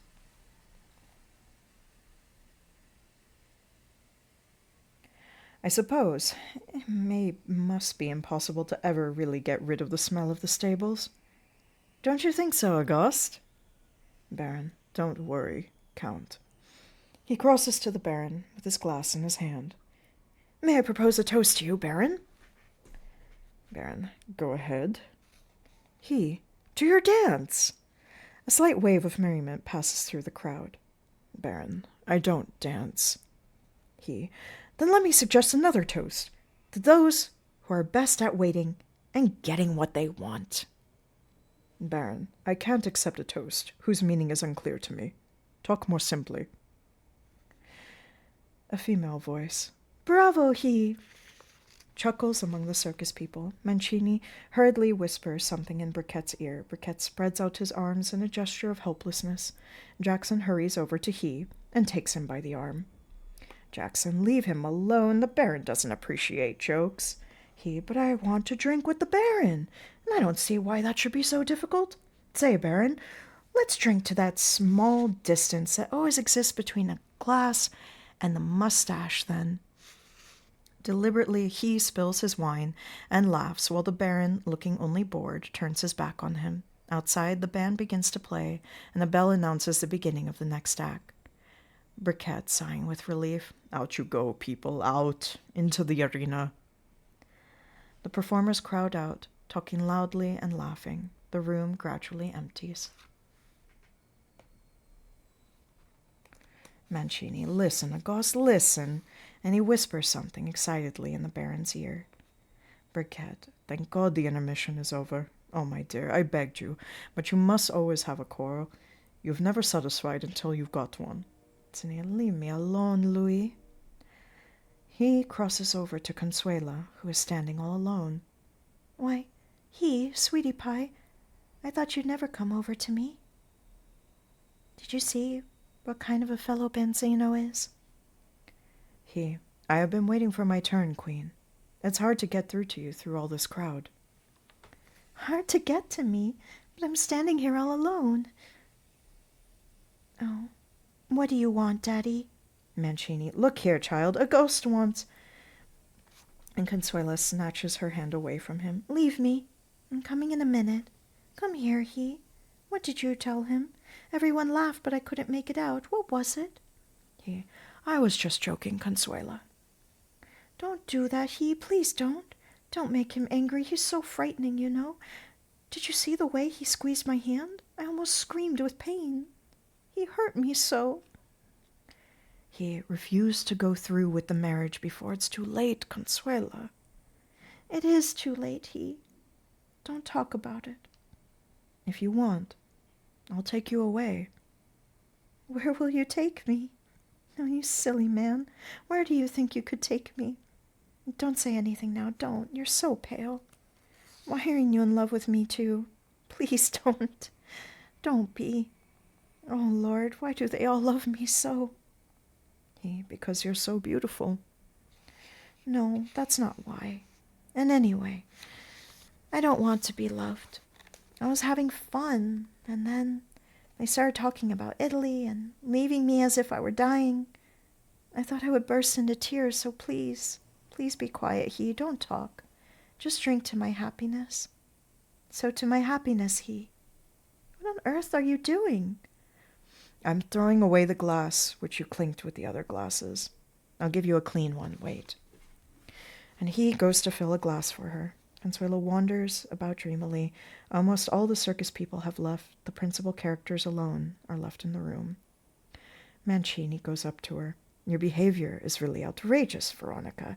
A ghost is so patient, and while he is waiting for you, you go on chatting with this clown about some stupid secrets of yours. People are staring at you, and the whole thing is becoming quite ridiculous, Veronica. Consuela. Leave me alone, Daddy. I'll do just as I please. All those people are dear friends of mine, and you'd better leave me in peace, do you hear? Baron, leave her, Count. Please, Consuela. Speak to whomever you wish. Here's a cigar for you, Count. Tell me, my kind old Briquette, could you please prolong the intermission another few minutes? Briquette. Very good, Baron. Let the people in the ringside seats be a bit impatient if they must. He goes out and returns. He hands a glass of champagne to Consuela. Here's a glass. Well then, let's drink to the happiness and to your freedom. And where's your glass? We must clink glasses. Just drink half yours and leave me the rest. Must I drink that much? I'll be completely drunk, he. Remember, I still have my writing to do. No, little girl, you won't be drunk, I promise you. Why have you forgotten that I am a sorcerer in your fairy tale? Drink without fear. I have put a spell on the wine. Drink, my goddess. That is so sus. That is so sus. That's a scary line, he. Your eyes are so kind, he. But why are you so pale? He. It's because I love you. Look into my loving eyes, drink, abandon yourself to my spell, goddess. You'll sleep and then awaken, like that time, remember? And you'll see your native land and sky. And Consuela brings a glass to her lips. I'll see it? You're sure? He grows even paler. Yes. Wake up, goddess, and remember the time when you came out of the azure sea with the foam. Remember the sky and the gentle eastern breeze and the whispering of the foam around your marble legs. Well, yeah, you came in quite a while late into the story. If you miss 3 hours of a story, then yeah, you're not going to understand what's going on, Ezra. But yeah, we are near the end, otherwise I would do a recap. So just relax, stay cozy, just enjoy pretty sounds. Hopefully pretty sounds. Consuela drinks. Here, look, I have drunk just half. Take it. What's the matter with you? Are you laughing? You're crying. He? I'm laughing and crying. Mancini brushes he aside. That's enough, daughter. My patience is exhausted. Even if August is so kind and doesn't object to this, I, your father... Please give me your hand, Veronica. Out of my way, my good man. Consuela, I'm tired. We gotta start over. All right. He who gets slapped by... No,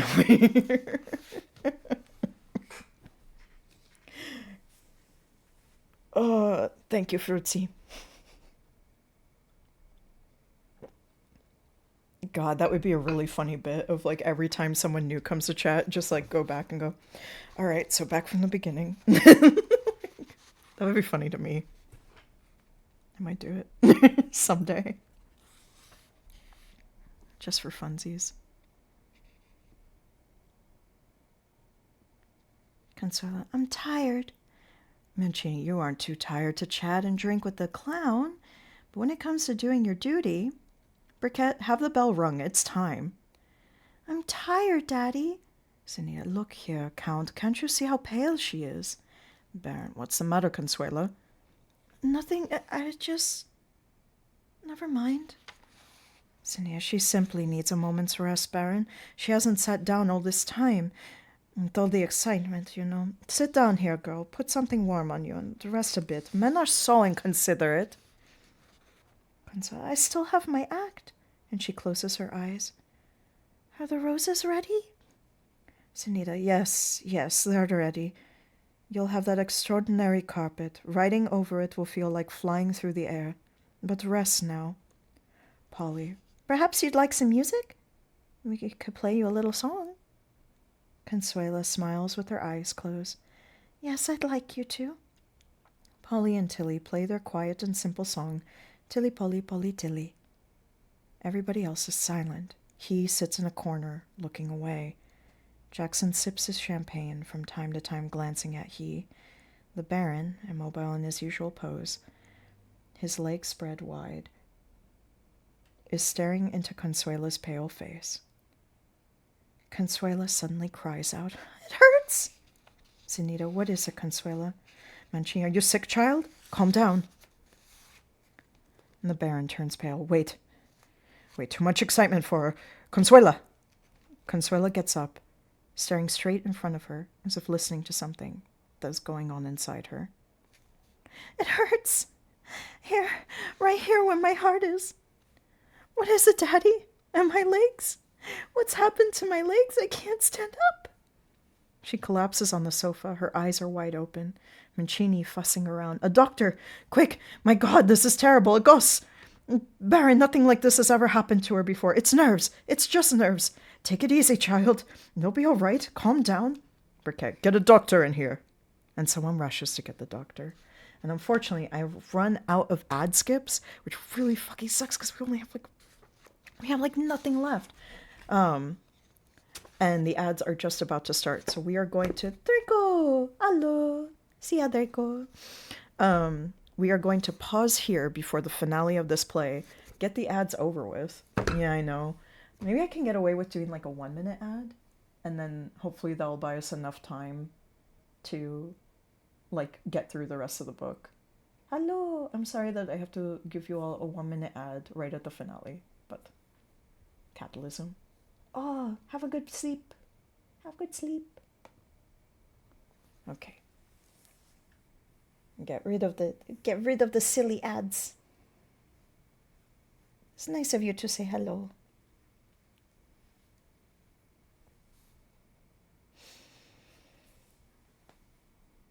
Are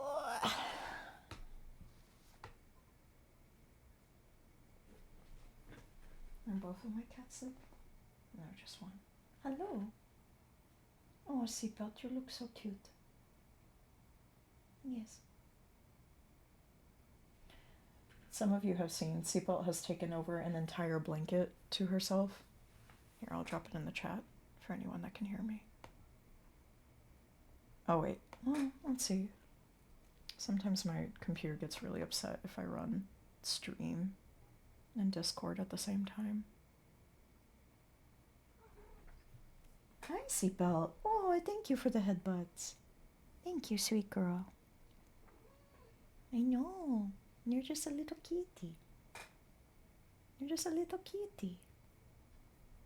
Okay, where did I put that? Where did I put my seatbelt?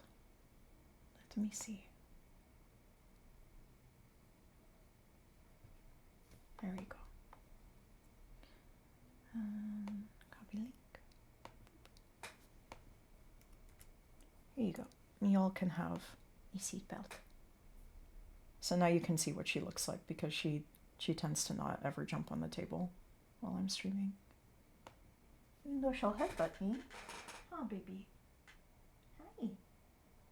Oh, baby, be so careful. You're like right behind the wheels of the chair. Be so careful. That's very cute of you, though. Thank you for showing me your belly. Okay. Are the ads over?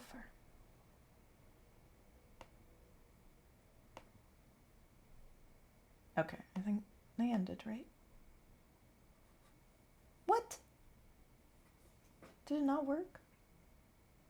Oh, god damn it. Okay. It took the 3 minutes anyways. It was like, oh, no, but you're supposed to do 3 minutes. Ugh. Ads are over? Okay. Because I got another thing that said that they were happening again. But maybe the timer's just funky right now. Okay, well, I'm glad ads are over. Oh, okay. Let's do it. Someone rushes to get a doctor. Jackson shouting in a frightened voice. He! What's the matter, he? He. It's death. Consuela, my little queen, I've killed you. And you're dying. Consuela lets out a cry. Then her eyes close and she is quiet. There's general panic. The Baron is immobile and sees only Consuela. Mancini hisses, You're lying, you little cheat. You damned clown. What did you give her? You've poisoned her. You murderer. A doctor. A doctor. He. A doctor can't help. You're dying, my little queen. My Consuela.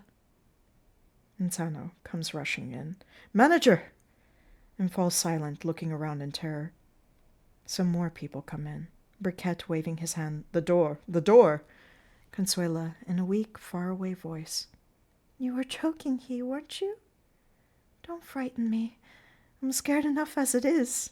Is this death? I don't want... He, my dear little he. Tell me you were just joking. I'm scared, he, dear. He impetuously pushes the Baron out of his way and stands in his place in front of Consuela. The Baron, as before, can see only Consuela. Yes, I was joking. Why don't you hear me laughing, Consuela? We're all laughing at you, silly girl. Stop laughing, Jimmy. She's tired and wants to sleep. So how can you laugh at her? Go to sleep then, my dearie. Sleep, my little girl, my love. It doesn't hurt anymore. Why'd you have to trick me like that? He scared me, you know. But now I think it was very funny. You told me once yourself that I'd live forever and ever. He. Yes, Consuela. You'll live forever and ever. So be quiet now and go to sleep. He raises his hands, as if straining himself to lift her soul higher and higher. You feel so light. Everything is bright. There are so many lights shining around you, they're almost blinding you. Yes, it's very light. Is this the arena? No. It's the sea and the sun. Oh, what a sun. And now, don't you feel you are the white foam on the sea and that you're flying in a spray towards the sun? You feel so light, so incredibly light you have no body. You are floating through the air and you are soaring higher and higher, my love. I'm soaring. I'm the foam on the sea. And there's the sun. And it's shining so bright. It's so good. And she dies. There's a silence. He stands with his arms raised, then drops them, swaying. He sways, walks away, stops, stands still for a while, then sits down, burying his head in his hands, resisting the paralysis of approaching death. Briquette. Has she fallen asleep, Zenita? Zenita lets go of Consuela's cold hand. I'm afraid not. Go, Louis. And you too, Baron. It'd be better if you went. Did you hear me, Baron? She's dead, Louis. The clowns and Briquette cry. Mancini is dumbfounded. The Baron and he are immobile, each in his place. Jackson taking his huge multicolored clown's handkerchief and wiping his eyes. She just wilted. Sleep, little flower. Sleep, little Consuela. All that's left now is your little footprints in the sand of the arena. What have you done, he? What have you done? I wish you'd never come here. In the arena, the band begins to play. Briquette waves his hand. Stop that music. Have they gone mad? It's horrible. Someone rushes out.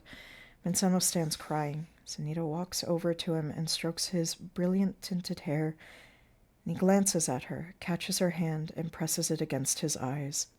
The Baron, pulling his red rose out of his buttonhole, in silence tears off the petals and steps on them.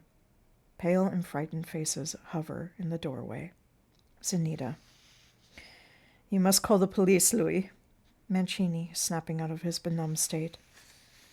The police! It's a murder! I'm Count Mancini. They'll chop your head off, you murderer, you cheap clown, you damn fraud. I'll kill you myself, you cheat. He painfully raises his heavy head. So they'll chop off my head, noble Count, and then what? Briquette, please. Please wait, sir. I am going to get the police. Stop it. Suddenly the Baron steps forward, and looking He straight in the eyes, speaks in a hoarse voice, coughing, one hand on his throat. I saw it. I'm a witness. I saw you pouring poison. He turns away rapidly and walks out with firm, heavy steps. All move fearfully out of the Baron's way, and in his seat he drops his head. A spasm runs through his body. Jackson throws up his hands. So it's true after all. He poisoned her? He, what a monster you are. Did you think you were acting? Now all you have to do is wait for the last final slap of that guillotine. And with the finger, traces a wide circle around his neck. So you need to leave his soul in peace, Jim. He was a man, and he loved. Oh, how I envy Consuela. There is a shot in the passage. Enter Thomas, looking frightened. He points at his head. The Baron, head. Briquette, throwing up his hands in despair. Oh my God. What's going on? The Baron. Oh my God, what a calamity. Oh, our poor circus. Mancini, the Baron. Impossible. What are you talking about? Briquette, easy, Count. Easy. Who would have thought such a silent, solid gentleman would ever...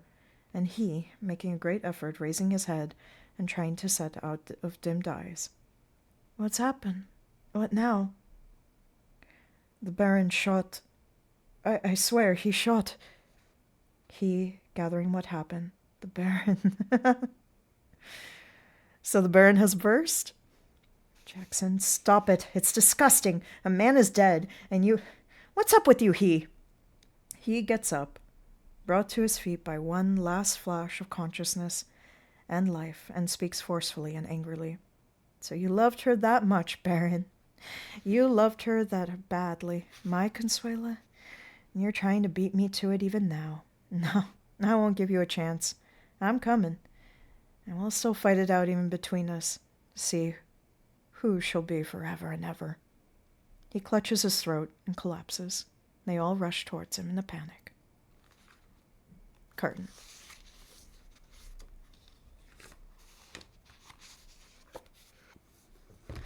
And that was He Who Gets Slapped.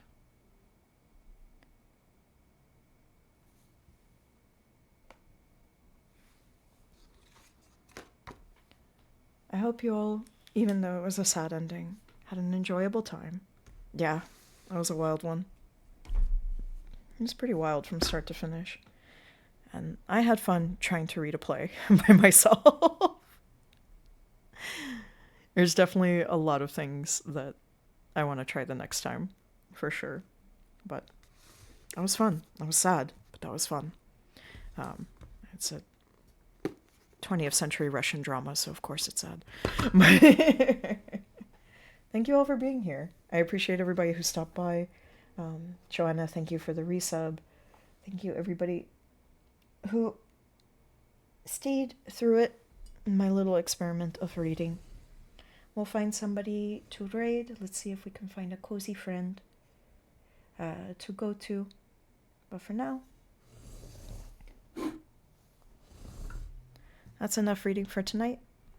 On Wednesday, because I think I missed the moon on Swords and Sorcery, so on Wednesday I'll see if I'm feeling either art or Golden Sun. Either way, it'll be in the title, and maybe I'll see you then. Thanks for being here. Have a nice rest of your day as well. Let's see, who we got? Following... Also, did the music stop a while ago? I got so caught in the story. Yeah, I got so caught up in the story, I forgot about the music completely after a while. And for anyone that does want to figure out what happened earlier, I will be posting up the VOD as soon as we raid out. Let's see. Oh god, there's so many people streaming.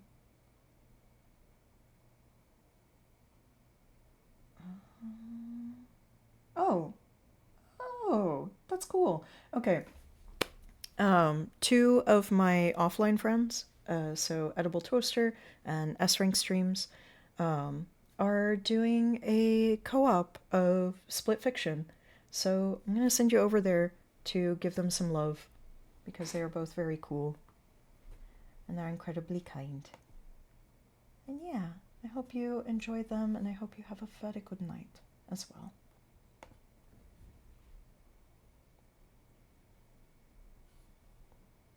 I'm just waiting awkwardly for the timer.